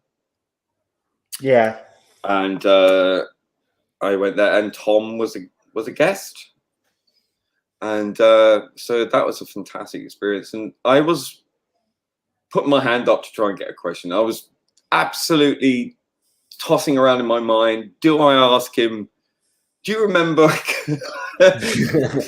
back in 1995, I went to see, you know, but I didn't. I decided to go. So I thought, well, he's old now. And he was old then, you know. I didn't feel. I didn't want to embarrass him, you know, and I not in a I don't want to do it in a sort of angry, you know. No, well you were over probably it. just going to joke about. I was well over it. Yeah, I was just going going to say, do you remember calling me a stupid bitch? But no, I didn't. I can't even remember why. You know, when you're so completely I'm not one for being starstruck necessarily, but that's not true. I mean, I met Dave Allen, you know, the Irish comedian, in a bar in Soho completely by chance. And I ended up having a 15-minute conversation. I can't remember a bloody word. And I met Gene Wilder as well backstage, the stage door of one of the theatres down the road from where I was working, because he did a play I went to see. And I got to have a little conversation with Gene Wilder. Can't fucking remember a thing. You know, I just remember him being very shy and very, very sweet. Yeah, in real life, apparently he was shy. You know, when you're starstruck, though, yeah, you can't remember what they said. Yeah, You're just like in the moment, you know. But it so, was kind of Daniel in the chat says, Lee, it can only happen to you. That's right. Look, you know, bad luck follows me around like a bloody cloud, but like a shadow. But he look, you know, I forgave him. I was wet behind the ears. I should have shown a bit of initiative, but you know, that's when you're 20, you don't sort of bounce into action. And you probably did catch him on a bad day. That's why he probably had a few bevies as well, because that's what blokes kind of do. Look, I'm under no illusion that, you know, he's a saint. You know, he's the nicest person to everybody, but you know. Oh no, he could be harsh when he wanted to be harsh. Like we've. Look, I had Marianne Faithfull tell me to fuck off once when I just asked her for an autograph, but I didn't have a pen. That's, you know, it happens. Yeah, well, if you ask someone for an autograph, right, you don't have a pen. Well, someone had a pen who had asked her for an autograph. I've just been to see her in a show, and someone asked her for an autograph. I just happened to catch her there, and then they walked off and they took their pen with them, and I was like, oh. Shit. Daniel is right. It could only happen to fucking you, man. You're something else, man. You're a magnet for whatever. That's why I don't ask for autographs anymore. Jesus Christ, man. There are some nice celebrities. But look, you know, yeah, as you see, you know, it was a thing of its time. He probably didn't think about it. I don't know. Look. This is typical Tom Baker here from Disaster Area. I had to throw this comment up. He says, when I first met Tom, he signed a photo of him and Leah, and he said, I was married to her, you know. I can imagine him even saying that. I can imagine it. Probably is true and all, man. I wouldn't put it past him. But that's what we love about him. Well, what we're doing at the moment, Lee, is we are doing William Hartnell, and then after we're finished William Hartnell stories, we're on with Patrick Troughton, and of course Patrick Troughton's there is kind of being decimated anyway, so we'll fly through that, and then obviously then we're Pertwee, and then we'll be back with Tom Baker, and that's where we're leaving it, because I'm not doing the other doctors. I just can't be asked at this stage. Not even Peter Davison. I'm only messing. I'll do Peter Davison. So yeah, we'll do Peter Davison. I'll see. We might go through the whole lot again. I'll just see what.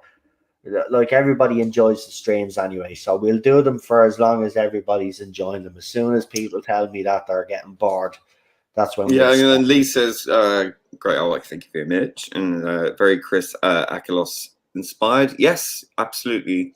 And it was funny because I started that, I think the first one I started a day before he passed away. Very strange. Yeah, I was suddenly inspired to do it, and I was thinking about him, and either it was the day when he passed away or the day after, but it was before I knew about it. But now it was just one of those things. That sort of stuff happens to me a lot, funnily enough. Morgan X is asking, will you be talking about your thoughts on David coming back for the 60th? We've already covered it on the channel months ago, but yeah, that was a rumor that was floating about that he was coming back for the 60th, and it looks like Eddie on Twitter there has actually just confirmed that on his Twitter account, so he's obviously being told he can say something. So we wrote, also news is breaking that the 60th may feature the same Doctor Who will go on to feature in Series 14. This special Doctor is, as I have said a few weeks ago, being pitched to be David Tennant, but also a couple of other high-profile actors. Also confirmed as well, which we spoke about on the channel, about the maybe multiple stories for the 60th. He's also said this. So everyone knows about the 60th special, right? Well, how would you fancy specials, plural? So stuff that we've already spoke about on this channel months ago. Eddie now is coming out, and obviously he's confirming it. So we will have to wait and see what happens. But we've known about David Tennant for a long time. It would make sense to bring him back for the 60th because he does win the most popular New Who Doctor poll, and sometimes wins overall. It's always rotating between him and Tom Baker. I don't know how that's possible, but it does. But I have to admit, he is considered the best New Who Doctor because, he elevated it from Christopher Eccleston, and let's be honest, a lot more people were watching then.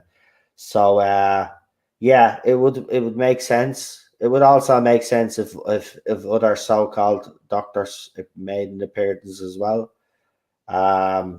So we'll just have to wait and see what happens. But already, as I said, it's ramping up now, I reckon, behind the scenes now. And I say we're getting close to knowing pretty soon who's going to be cast, to be quite honest, because there's lots of stuff going around right now. It's very active, and I'm getting suspicions that we're in for an announcement sooner rather than later. I'm not giving an exact timeline because I can't, but all I'm just going to say, it's going to be sooner rather than later, in my opinion. I don't know. I have maybe a suspicion that maybe RTD could be involved in the latest Chibnall specials to come up. There might be some input from him because he's going to be taking over. Could be. I'm not saying that's fact because it's not. But there's definitely something going on behind the scenes. So, but David Tennant's name has been mentioned for a long time. It always is anyway, just like Billie Piper's name was mentioned, and then she did an interview. Well, if she was given the right script, she could possibly return. So, of course, then fans start speculating that Rose is coming back and all of this. You're going to have all of this, folks, right? It's just us. Our job as fans really is just to kind of, especially channels like ours, to kind of get all that stuff and try siphon through all the nonsense and try give you a picture and an idea what's going to happen. But we just have to wait and see. But look, I don't want to get bogged down on this because we've spoke about this for months on this channel. Even as far back when RTD was announced, we were speaking about David Tennant. So that's how far back this rumor has actually been floating about, and we discussed it on this channel. So it'll be interesting to see what happens. It does make sense, though, Lee. Just briefly get your thoughts on it, though. Does actually make sense bringing David Tennant back for the 60th anyway? Yeah, I mean, if they want to make a success out of it, it's... Look, I mean, if it wasn't for the abject failure of this current era, we wouldn't need gimmicks. But unfortunately, that's where we're at. So you've you've got to pull out all the stops now. You've got to win people back. The only way you're going to win people back to get attention is by bringing someone like David Tennant back in. Look, he's not close to being anywhere near one of my favorite doctors at all. But well, even I understand it makes sense whether or not they bring him back as the 10th or if they bring him back as the 14th. That's well. Do you remember but do you remember the rumor that we actually shared that was put on Reddit? And as you know, I don't really take Reddit leaks that seriously, but they did say that David Tennant was going to be the Doctor, and then he was going to be the 14th Doctor, and then he was going to regenerate, and then the 15th Doctor was going to lead Series 14. Now, I don't take any credence to that Reddit rumor, but if the David Tennant thing is back, that could be a possibility. Someone out there could actually have legit information and have put it out there. That is one possibility. Or, as Lee has said, he is considered, one of the best Doctors. He wins fan polls left, right, and centre. It's always between him and Tom Baker. RTD would be looking at all of this, and even years after David Tennant has stepped away, he's still winning fan polls. So, if he's bringing him back, whether nobody knows, as Lee said, if he's coming back as his Doctor, fine. If he's coming back as the 14th Doctor, well, then that's a conversation then we will have when it comes to the time, because I agree. I don't think that will be right unless it's somehow, and I'm just going to throw this out there, maybe somehow it's the Meta-Crisis Doctor and not actually the Doctor. I'll just throw that out there, because remember there are two David Tennant Doctors. One is obviously human. Part human, part Time Lord, but has the human side, so will grow old and die. So we don't know which Doctor or which version of David Tennant's Doctor is coming back. So I wouldn't be jumping to conclusions, but just announce 14 for God's sake. It's getting ridiculous now, says Lee. I can understand your frustration, but timing here is everything, Lee. I kind of think they need to come out with something soon, because well, they already have. They've announced. Yeah, I know. Well, a lot of leaks more than anything, but I want some more official sort of news. I think it's now sort of time, New Year. There's a lot of buzz. I think I know that they're busy, but I think if they had someone sort of putting stuff out. But I think naming the next Doctor sooner than later, or at least a companion or something to give us. If I was a betting man, right, and if I was to bet on when something official would drop, I would say we're looking within a 4 to 6 week period of something dropping. If I was a betting man, I'm not saying anything is. I haven't received any information to say that there is. But if I was a betting man, well, I think we were talking about January or February last year. That's what I said on the channel, and it seems to be panning out what I said. It will be. It'll be either late February or early March. Now, that's not because of being given information. If I was a betting man, that's when I say the time frame. But I do agree. But you've got to remember, right, whether we like it or not, there's still 2 more specials of this bloody current era. So I've always speculated maybe they didn't want to announce RTD when they did, but the papers got hold of it and their hands were forced. Right? This time their hands are not forced. So, out of respect maybe for Chris Chibnall, if RTD is not involved in those last 2 episodes because he's taken over, well, then he's going to respect Chris Chibnall, and let him do what he has to do before he starts making any major announcements. Because remember when the speculation over who will be the next Doctor was fun. Now it's just like, which person has the right genitalia, which Yeah, corresponds it's to like getting skin old color. now. It's really annoying me old. now. It's just like, can we like think about the actual actors That's what I mean. who are If right for the I role, do rather than agree just with pulling Lee. out anyone who's got the, you know, a pair of tits or the right Yeah, skin I do agree with pigmentation? Lee in the chat. It's Look, appalling. if that announcement was made now, it put to bed all of those conversations, and that is that would be a good thing. But then, of course, if it turned out to be a male doctor, of course, we know where the conversation's going to go. If it's going to be a female doctor, we know which way the conversation's going to go. So either way, you know, this is what I'm saying. Buckle down the hatch, batten down the hatches. It's batten down the hatches either way, because either way, you know, there's going to be some fans upset with whatever casting he makes, and it won't be because of, you know, their acting ability or their capability for the role. It'll because most fans now are focusing on. Well, we know it's going to be better than Jodie Whittaker, whatever Yeah. it is. So, you know. Would you stop watching if it was a female doctor, or give it another chance? Well, I did say on the RTD, I would, because for the simple reason is his character development, his storytelling is better. But my preference would be a male doctor, and always will be a male doctor. But I'm not going to turn back on what I said when he was first announced.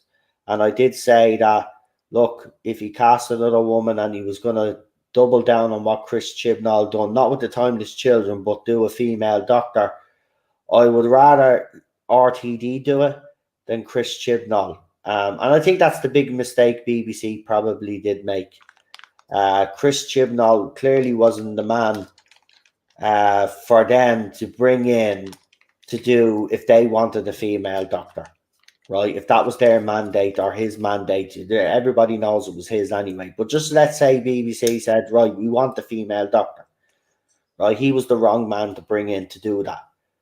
But I still think, and this is me reason why I don't think it should be a female doctor this time round, is because I think Jodie Whittaker has actually. She did an article where she said, I thought I ruined it for other women to take up. Well, you did. She did.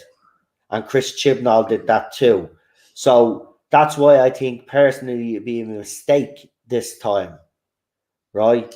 Yeah, so that's where my view is go ahead, Lee, yeah. It was an experiment to me, it failed. It really did sort of cement into my head what is a character, you know, like what is it that makes a character character. And I started thinking, well, you know, if you made Lestat, the vampire Lestat, a woman, would that work? If you made I mean, we've seen with Sherlock Holmes, I made it a woman in one of those Elementary, whatever it was, but it's not Sherlock Holmes. It's like Sherlock Holmes, but it's not Sherlock Holmes. So it becomes something else. You know, it's not the character.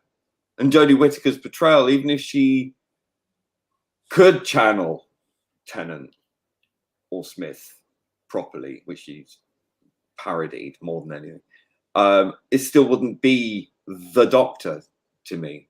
So really, to me, the Doctor is and always will be and should be a male. And I don't think there's anything wrong with that. Yes, they can change their appearance and be a different person, but I think by changing the gender of the Doctor is playing so much into current day identity politics. It's eye rolling, and it never fucking works. It doesn't work. It divides audiences. It's divide. Write better female characters.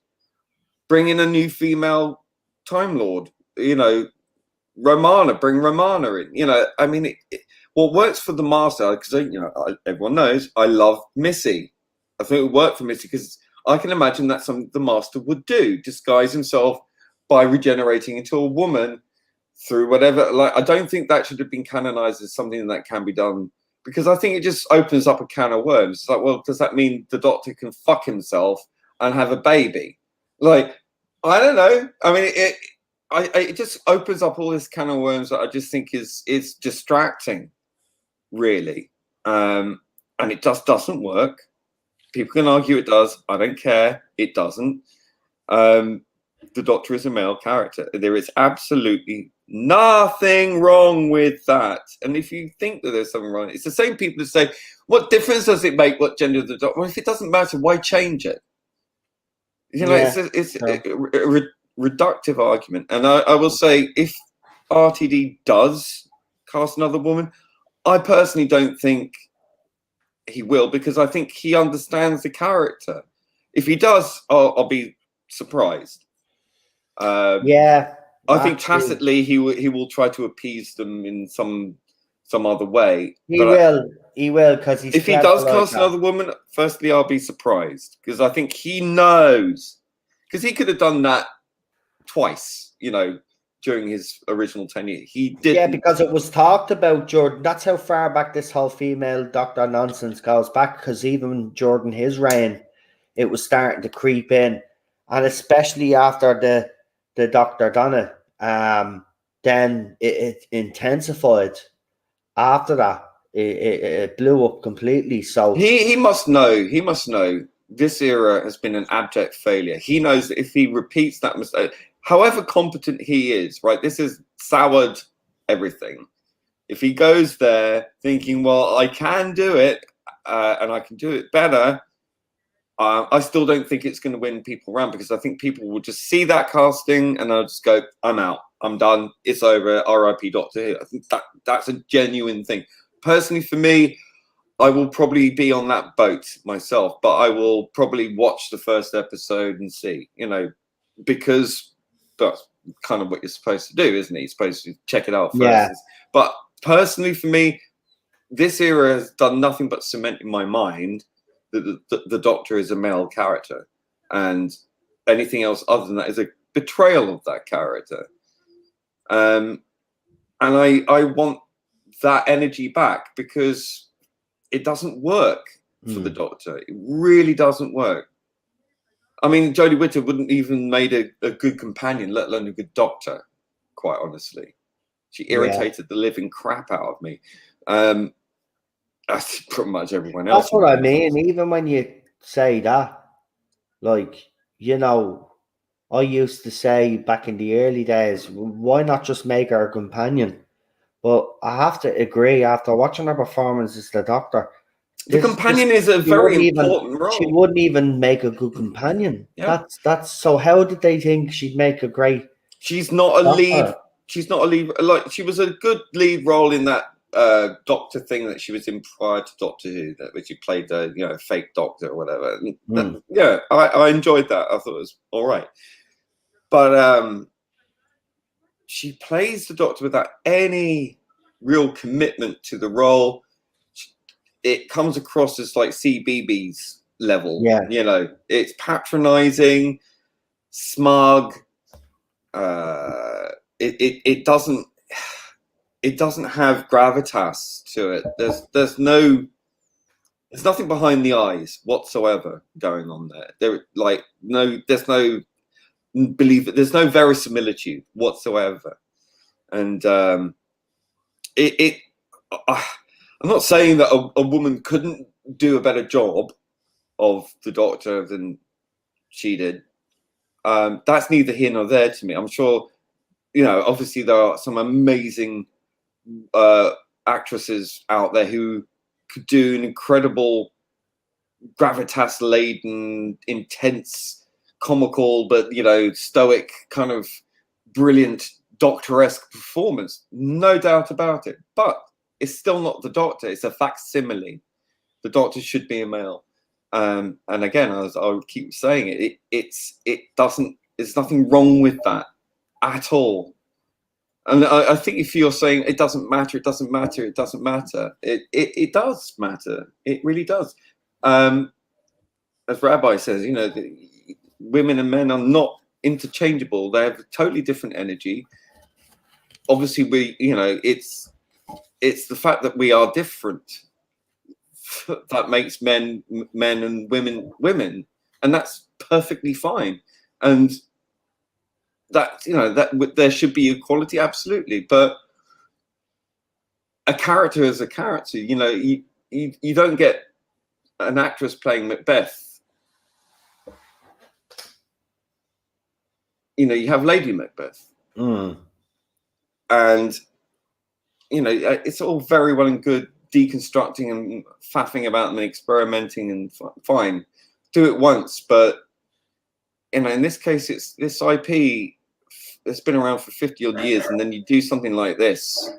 It didn't work.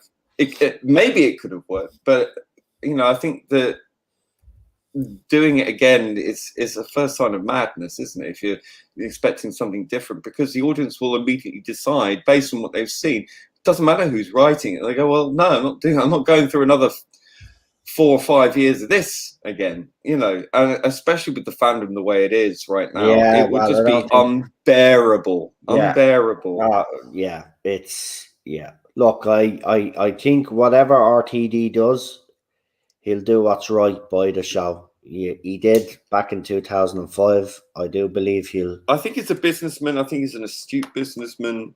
Otherwise, I don't. And he knows the franchise inside out as well. Let's be honest. And if he knows it, and up until recently as well, he was still doing interviews, and when he was talking about the Doctor, he was still, even though Jodie was in place and playing the Doctor, he was still talking about the Doctor as if the Doctor was a male character. Look, we'll see what happens. The casting is the first important step for whether a lot of fans are on board or not.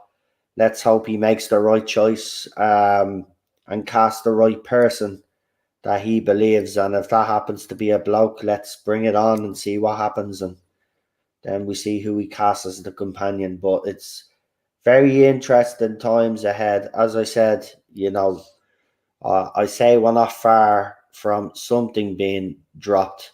I would like, as I said, in this order, to appetite the fans, to whet the fans' appetite. I would start off the first thing. So he's announced, Phil Collinson looks like he is coming back, right? So if that is true, Radio Times reporting on it as well now. So it looks like that's true. So next for me would be the logo, right? Do a little reveal video of what the new logo is going to be. And maybe then show a sneak peek of the new TARDIS interior. Right, I forgot to mention that yesterday, by the way. Oh, they'll do the exterior first. Right, or the exterior first. Yeah, either one, right? And then, right, announce your companion. And then do your proper reveal in a studio like you did back in the day. Get Zoe Ball or whoever it is you want to present to introduce the brand new Doctor. And that's how it should be done, in fairness. Now, obviously, it's 6 weeks from now, you'd want to be really getting the ball started on that, so then you can lead up then to yours. So I think it can be done that way, and I think that the more they get and leave the casting right to the end, I just have a funny feeling that even if he has cast and knows who the 14th is, I just have a funny feeling myself that he's going to keep the announcement till as long as he can and hold out for, because he knows either way there's going to be a reaction, right? Negative, right? A negative reaction from somewhere, from some sort of part of the fandom, right? Because if he casts another woman, let's be honest, there'll be lots of people that will be negative about that, which is I don't know. I think a lot of people would just resign. They would just go. Yeah, and they'll be done as well, but they'll still go kicking and screaming. We don't just leave quietly. I don't know, because I think the demoralization has been so long now. People the other side, give up. Well, if it's a male Doctor, you've seen the way they've been talking, right? The things that actually mean something to them, which is the gender and all of this Tasman rubbish. Yeah, they're not fans, they're activists. Let's be clear. That's it, right? They're activists, right? So they will kick up stink. So I think I just got this horrible feeling he's going to gonna wait. But if he does just get it out there, done and over with, I think the sooner you get it out of the way, the sooner people can get over it, and then things can move on. That's it. Either people can get over, or the people that said that they were going to cast a male Doctor to be gone. Just once they're all gone and actually stick to their word and live, then all well and good. Because this show needs to move on from all of that nonsense, and the fandom needs to heal and repair itself. And it's going to take years. The fandom has suffered. I really hope someone writes a book about this fandom in years to come. This fandom, I know, and analyze it. And look, like we'll properly. probably be and we'll probably be analysed as well in our part of it as well, and it probably won't be too favourable. But I don't really honestly give a flying fuck. At the end of the day, right, I stuck to me guns, and I didn't sway in any way. I gave me honest opinion. I never backed down from that. And that's the one thing I'm proud of, right? I didn't run away, or I didn't, pretend to be friends and then stab you in the back and run off to the other side and nonsense like that. I stayed true on this channel. Gave me opinions. People didn't necessarily agree with me all the time. That's fine, fair enough. Right? But the shit that we, Lee, and others in this fandom have to put up with, I tell you, man, you won't just need one book. You'll need several books to explain what's happened to this fandom. Be the next Amazon Lord of the Rings. Yeah, but I'm just going to say this. Absolutely shameful what's gone on in this fandom since Jodie Whittaker was announced. Now, all those fans that said if they cast a male Doctor, they're gone. Yeah, just leave, because this fandom needs to heal. And all of those sad little groups that were built up, mob groups that tried to take me out and Lee out and, try to defame us every chance that they got. This fandom is moving on from all that. But this fandom is going to take a long, long time to heal. But it must, because, look, in the 80s, it was the same. Late 80s, it was the same. The fandom was all over the place. The difference was there was no such thing as social media. Thank God. Right? Yeah, actually, thank God, right? But this is the thing. Social media has actually, obviously, Yeah, I mean, I would say to RTD, look, Twitter isn't real, right? If everyone believed what the voice from Twitter represented the majority, we'd have a Labour government, and we'd still be Britain would still be in the EU, and I'd be related according to Twitter, it was going to be. I'd be related to Hitler and I'm a white supremacist and I do all of this, that, and the other, and they're going to clip that, He's admitted it. Complete nonsense. Yeah. But anyway, obviously. One thing we know about white supremacists is they love telling people that they're white supremacists. These people are not shy in being the racist scumbags that they are. And for people to call people white supremacists, all this kind of nonsense, no. If you were one of those people, you would be fucking singing it from the rooftops and appearing in white gowns and hoods.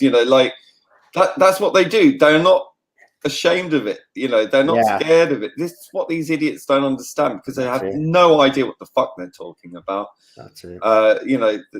They're not shy in their beliefs, and to be conflated with that is sick. It really is. Yeah. So with that, we're going to leave it there. I'm going to say again. There you go. Ted for 14.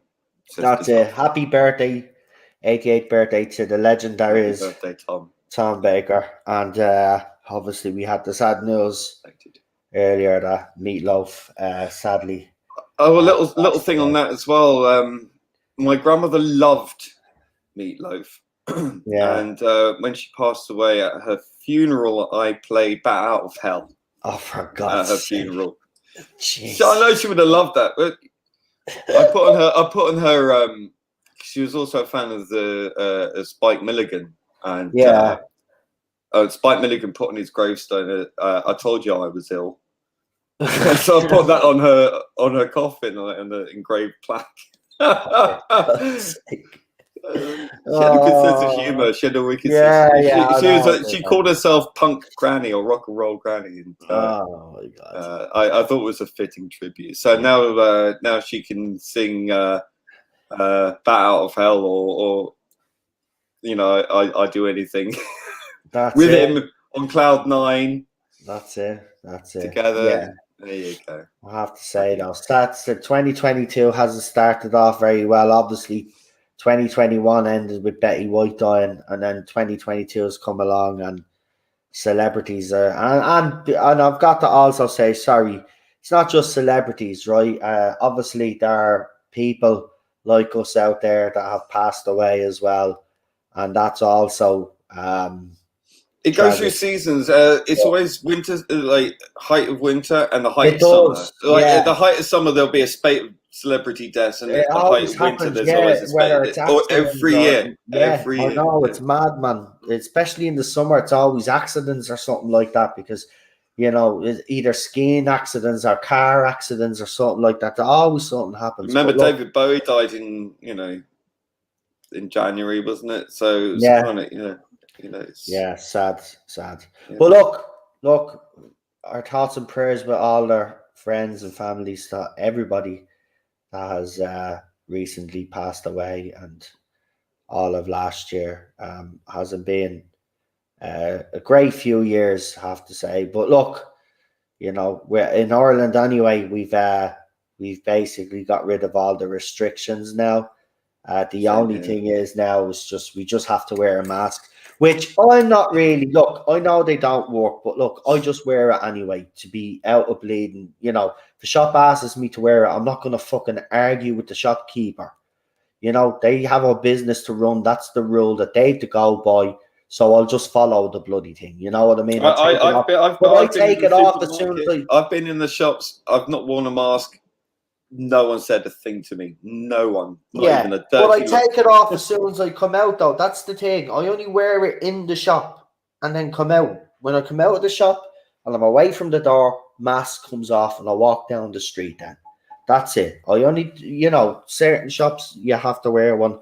I do, just to save the arguments, because if I start getting into arguments, trust me, Cheryl will tell you, I'm not very good at arguments. Because Morgan X asked if there's any news on Alpha Omega. No, I recently remembered I had a Discord server and I messaged him just in case, but no word.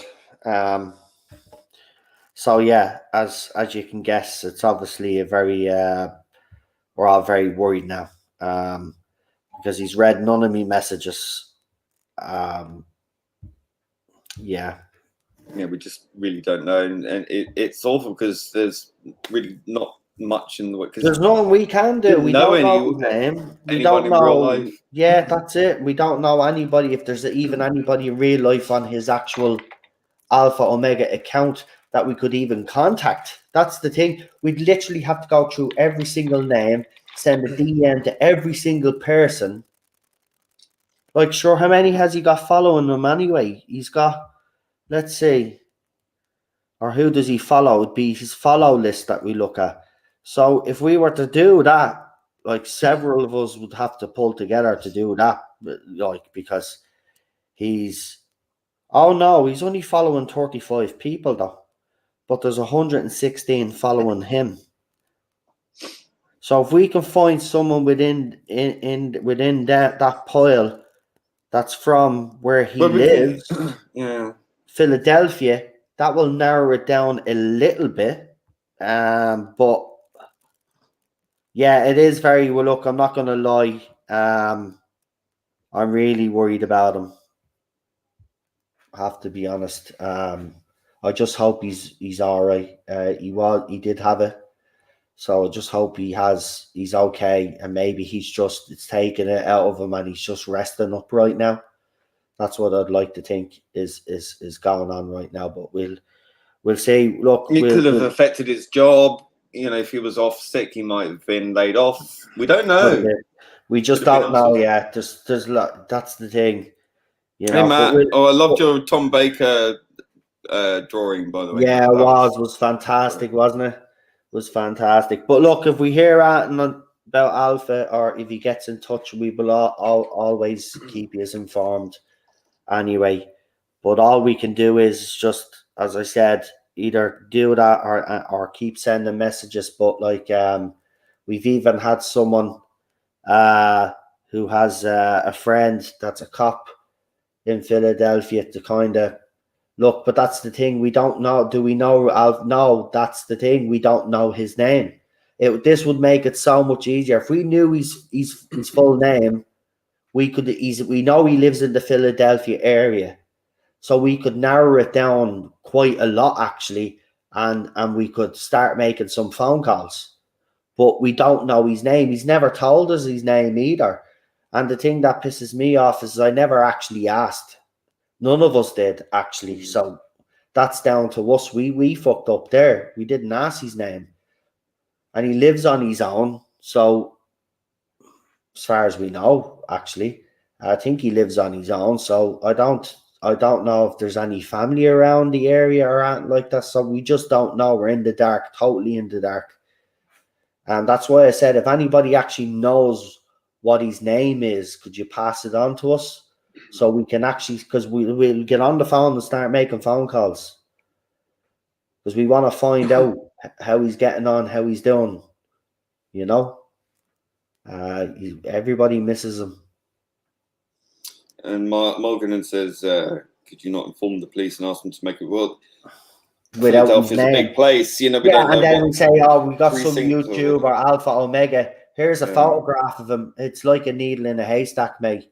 That'd be a needle in a haystack. Philadelphia's so big." I mean, I have looked at Philadelphia news. Been on various sites just in case anything was reported. Yeah. Couldn't find anything about anyone fitting his description. So, there is that. At least I couldn't find something that was, reporting on anything gruesome. So that's a positive. That's what I mean. It's positive that he's not, that there's nobody that fits his description.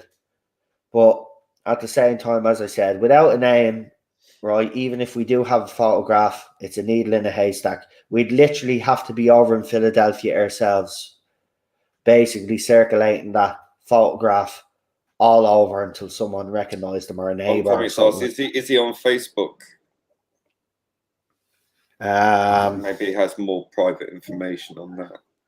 I don't know if he's on Facebook. Hold on, we'll put the Alpha Omega name in Facebook. But again, if he does have a Facebook page and if it's down under Alpha Omega, he mightn't be sharing his real name. Right. So we have an Alpha and Omega, but we've no Alpha Omega.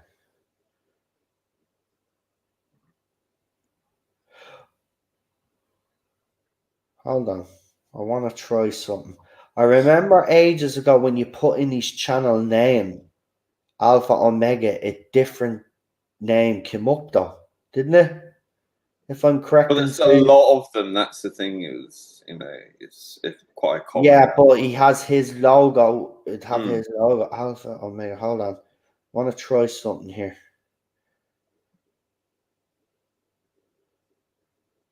Actually, I have to put in Faulty Towers because that's how it comes up. That's what I mean. They haven't even completed their, or they have completed their Faulty Towers, but they were doing something else as well. So it's not like him. He did say he'd be back in the new year, but how long into the new year, do we wait? Right, I'm going into his channel now. Oh, there's his trailer. Shouldn't have done that. Right, hold on. Is there anything there? Welcome to the Alpha Omega channel, blah, blah, blah. YouTube, United States. Anything else? Hold on. Yeah, that D5AKAA comes up as his YouTube channel sometimes, but that gives us no indication unless DK or DAK are his initials to his name or something. But even then, that's so no, there's literally nothing there. And I don't think he's ever done a video where he's introduced himself to everybody, like, or given his name. He's talked about his TV collection, the Seven Doctors, bit of Whitaker, he's top 5 Tom Baker, Fire Escape and Faulty Towers, as you all know. He did the Batman trailer, Blake 7, lots of Blake 7. And Blackadder, that's what he was doing. He was actually finishing Blackadder. So yeah, we've absolutely no first name or second name. So without that, it's almost impossible. As I said, we literally have to be over in Philadelphia circulating that photograph everywhere, even to the local news. That's what we'd have to do. But unfortunately, I live in Ireland, and Lee lives in the UK, so it's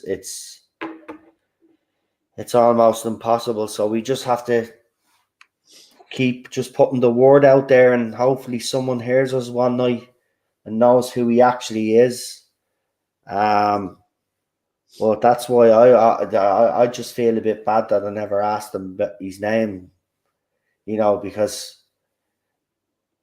just in case anybody thinks that's bad, I'll explain why we don't really ask. Is because some people want to come on YouTube and remain anonymous, right? So even backstage, we'll just call them by their name that they've chosen, because we don't like prying. It's up to them to kind of like tell us. In fairness, though, maybe we should make a little bit more effort, but it's kind of that unwritten rule sort of thing. If they want to give up their name, let them give up their name sort of thing themselves, that sort of way. So it's not acting out bad, but I do feel bad because maybe I should have bloody asked, even like kept it between the two of us. Yeah, what's your name, Alpha, But I never asked.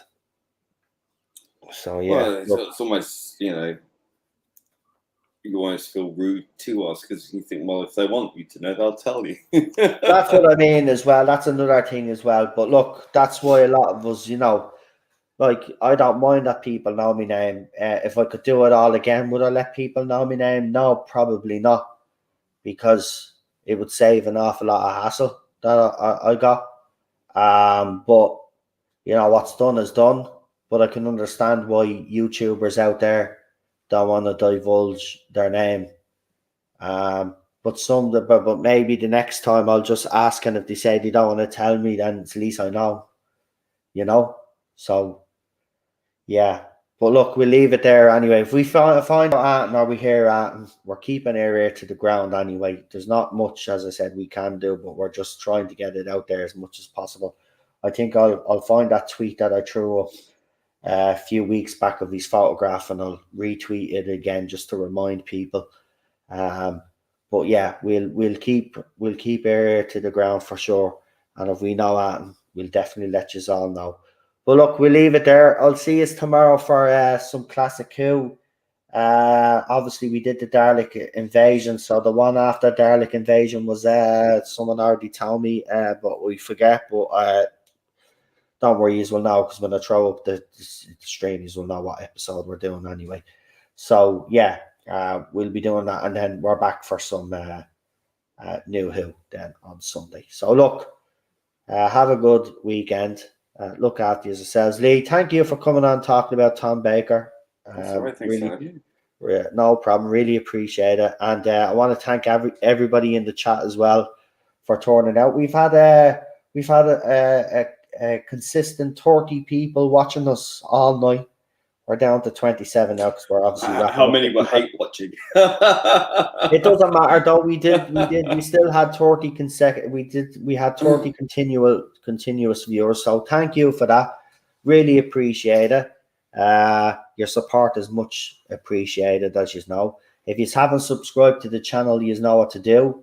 Hit that like, share, and subscribe button. And we will see you over the weekend, folks. Have a good one. It's a good night from me.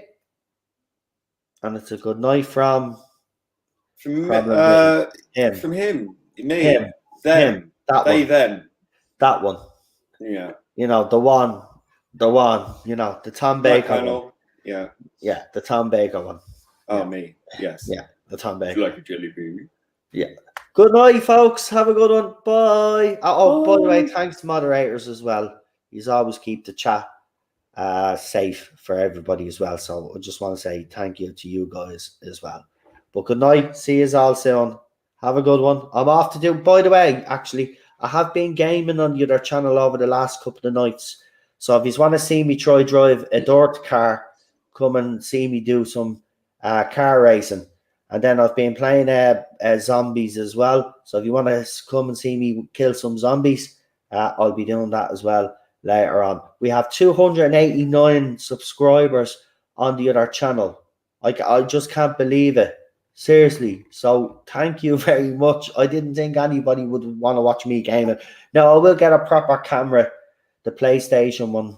So when I'm streaming, then you can actually see me facing the rage when I lose. Because that's what will make it more fun for everybody watching. But right now, I'm just doing the voice, but I'm using the mic now, so I sound a lot better. But I still lose me shit. So come and watch me do a bit of gaming. I was talking about gaming last night that Chris in the chat there said he was going to get gaming too. So come and join me on the Irish Geek. You just want to see me do a bit of gaming. I know it's not Lee's cup of tea, but if anybody else out there is into gaming and wants to see an Irish man lose their shit, the Irish Geek is the channel for you. That's my second channel. Go and check it out. I'll see you later. Bye. Have a good one. Bye. Bye.